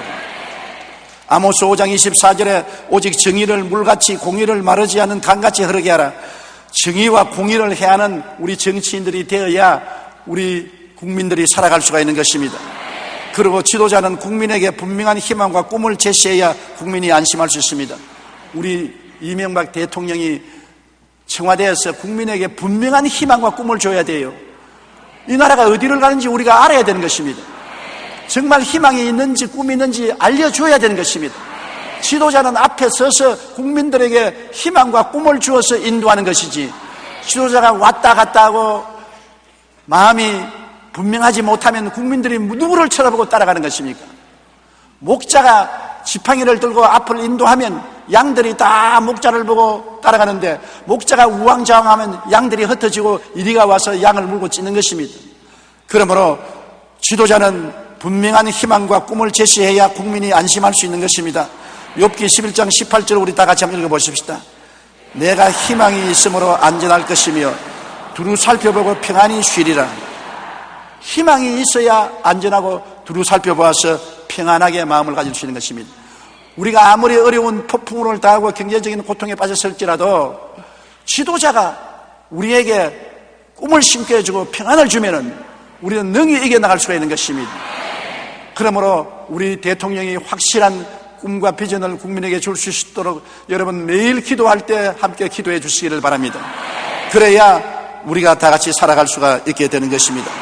유라굴라의 풍랑이 우리에게 큰 재앙으로 오는 것 같지만은 우리가 잘만 대처하면 이것이 오히려 큰 축복으로 변화되는 것입니다. 우리는 쓸데없는 것을 다 배에서 던져버려야 되는 것입니다. 소화 사치하는 것 다 배에서 던져버려야 돼요. 우리는 가장 필요한 것만 가지고 살아야 되는 것입니다. 이럴 때 헛된 욕심과 탐심을 가지고 잔뜩 모아놓은 필요 없는 것은 다 청산해버리고 꼭 우리가 가지고 있어야 살 수 있는 그것만 챙겨가지고서 어려움을 이겨야지. 내 가진 것 다 끌어안고 이 어려운 난국을 격파하려 가면 배가 뒤집어지고 가정이 뒤집어지고 빠져 죽는 것입니다. 그러므로 살림을 줄여야 돼요. 내 생활을 줄여야 돼요. 내 형편을 줄여야 돼요. 필요 없는 것은 전부 다 청산해버려야 돼요. 그리고 꼭 필요한 것만 가지고 살아야 돼요. 그러면서 하나님께 부르짖어 기도하고 내 인생의 삶의 목적과 방향을 올바르게 정해야 돼요. 하나님께 속하고 하나님을 섬기는 삶으로 돌아서야 돼요. 그러기 위해서 주야로 기도하고 그 다음 마음을 긍정적이고 적극적인 희망을 가지고서 희망을 말하고 희망을 꿈꾸고 희망을 믿고 희망을 선포해야 돼요. 이때 절망하면 안 되는 것입니다. 그러고는 합쳐야 돼요. 가정이 합쳐야 되고 회사가 합쳐야 되고 국민이 단결해야 돼요. 그리고 국민을 이끄는 지도자가 분명한 꿈을 가지고 앞장서서 나가면 역경이 오히려 좋은 찬스가 되고 어려움이 큰 축복을 받을 수 있는 기회가 되는 것입니다. 유라굴라의 풍랑으로 다 침몰할 수도 있고 살아남을 수도 있는 것입니다. 살아남은 사람은 또다시 재출발해서 새로운 인생을 건설하고 더 나은 삶을 살아갈 수 있는 것입니다. 살아남기 위해서 우리가 해야 될 일이 바로 이런 것입니다. 우리 예수 믿는 사람들은 안 믿는 사람들도 앞장서서 우리 불효불급한 것은 다 짐을 불어버리십시다. 우리는 단순하게 사십시다. 그래서 모든 사람들이 호화사치를 다 중지하고 단출하게 인생을 살면은 가벼워져서 우리 배가 출렁거리지도 무너지지 않고 뒤엎어지지 않습니다. 더욱 옛날보다 더 기도 많이 하고 하나님의 도움을 간구해야 되는 것입니다. 하나님께 간절히 간구하고 회개하고 우리 신앙을 똑바로 서면은 하나님이 우리의 목자가 되시고 우리를 돌보시는데 겁날 것 없습니다. 하나님 중심으로 서고 하나님 섬기면 하나님은 자기 백성을 어떠한 환난에도 건져주시는 것입니다. 그리고 우리 마음을 단결해서 긍정적이고 적극적이고 창조적이고 꿈과 희망을 버리지 말아야 되는 것입니다. 항상 꿈을 가지고 희망을 가지고 내일은 오늘보다 다음 달은 금번 달보다 명년은 금년보다 나아진다는 소망을 가지고 살아야 되는 것입니다. 그리고 우리 예수 믿는 사람들이 말할 필요 없이 단결해서 서로 사랑과 행복을 나누면서 살아야 되는 것입니다. 구역이 단결해야 되는 것입니다. 구역원들을 서로 도와주면서 살아야 되고 교회가 단결해서 교회 어려운 사람들을 협조해주고 도와주고 이웃을 이끌어주는 그런 삶을 살아야 되는 것입니다. 그러면 밝고 맑고 환한 날이 쉬 다가오게 되는 것입니다. 고개 숙여 기도드리겠습니다. 사랑이 많으신 우리 아버지 하나님, 오늘 미정유의 고통을 우리가 당하고 있습니다. 경제적인 유라굴라를 만나서 우리 개인 가정이나 회사나 우리 사회가 뒤엎어질 위험에 처할 때가 있습니다. 지금 이 풍랑이 언제 끝날지 모르게 계속하는 것입니다. 해와 달과 별들이 안 보이는 풍랑입니다. 이 풍랑을 거치고 살아남을 수 있게 하여 주시옵소서. 그러기 위해서 아버지께서 이 성경에 바울이 체험한 사실을 우리에게 보여주므로 우리도 그를 본따서 우리 인생을 살게 도와주시옵소서. 쓸데없는 잡동사니는 전부 배 밖으로 던져버리게 도와주시옵시고 배를 가볍게 하게 도와주시옵소서. 우리 인생의 배를 가볍게 해서 살게 도와주시옵소서. 하나님 아버지여, 우리에게 성령으로 은혜를 주셔서 우리 잘못한 죄를 회개하고 하나님 중심에 서고 하나님 섬기는 삶으로 확실히 돌아오게 도와주시옵소서. 그리고 우리가 부정적이고 파괴적인 말을 하고 생각한 것을 회개하고 언제나 희망적이고 긍정적이고 적극적이고 창조적으로 인생을 대하게 도와주시옵소서. 그리고 우리가 서로 용서하고 사랑하고 단결해서 하나가 되어 나가게 도와주시옵소서. 힘을 합쳐서 30배, 60배, 100배의 축복을 받게 도와주시옵소서. 하나면 천을 쫓고 둘이면 만을 쫓는다고 했었습니다. 합쳐서 나갈 수 있는 우리들이 되게 도와주시옵소서. 그래서 이 난국을 격파하고 하나님의 영광을 나타내도록 도와주시옵소서. 예수님 이름으로 기도드립니다. 아멘.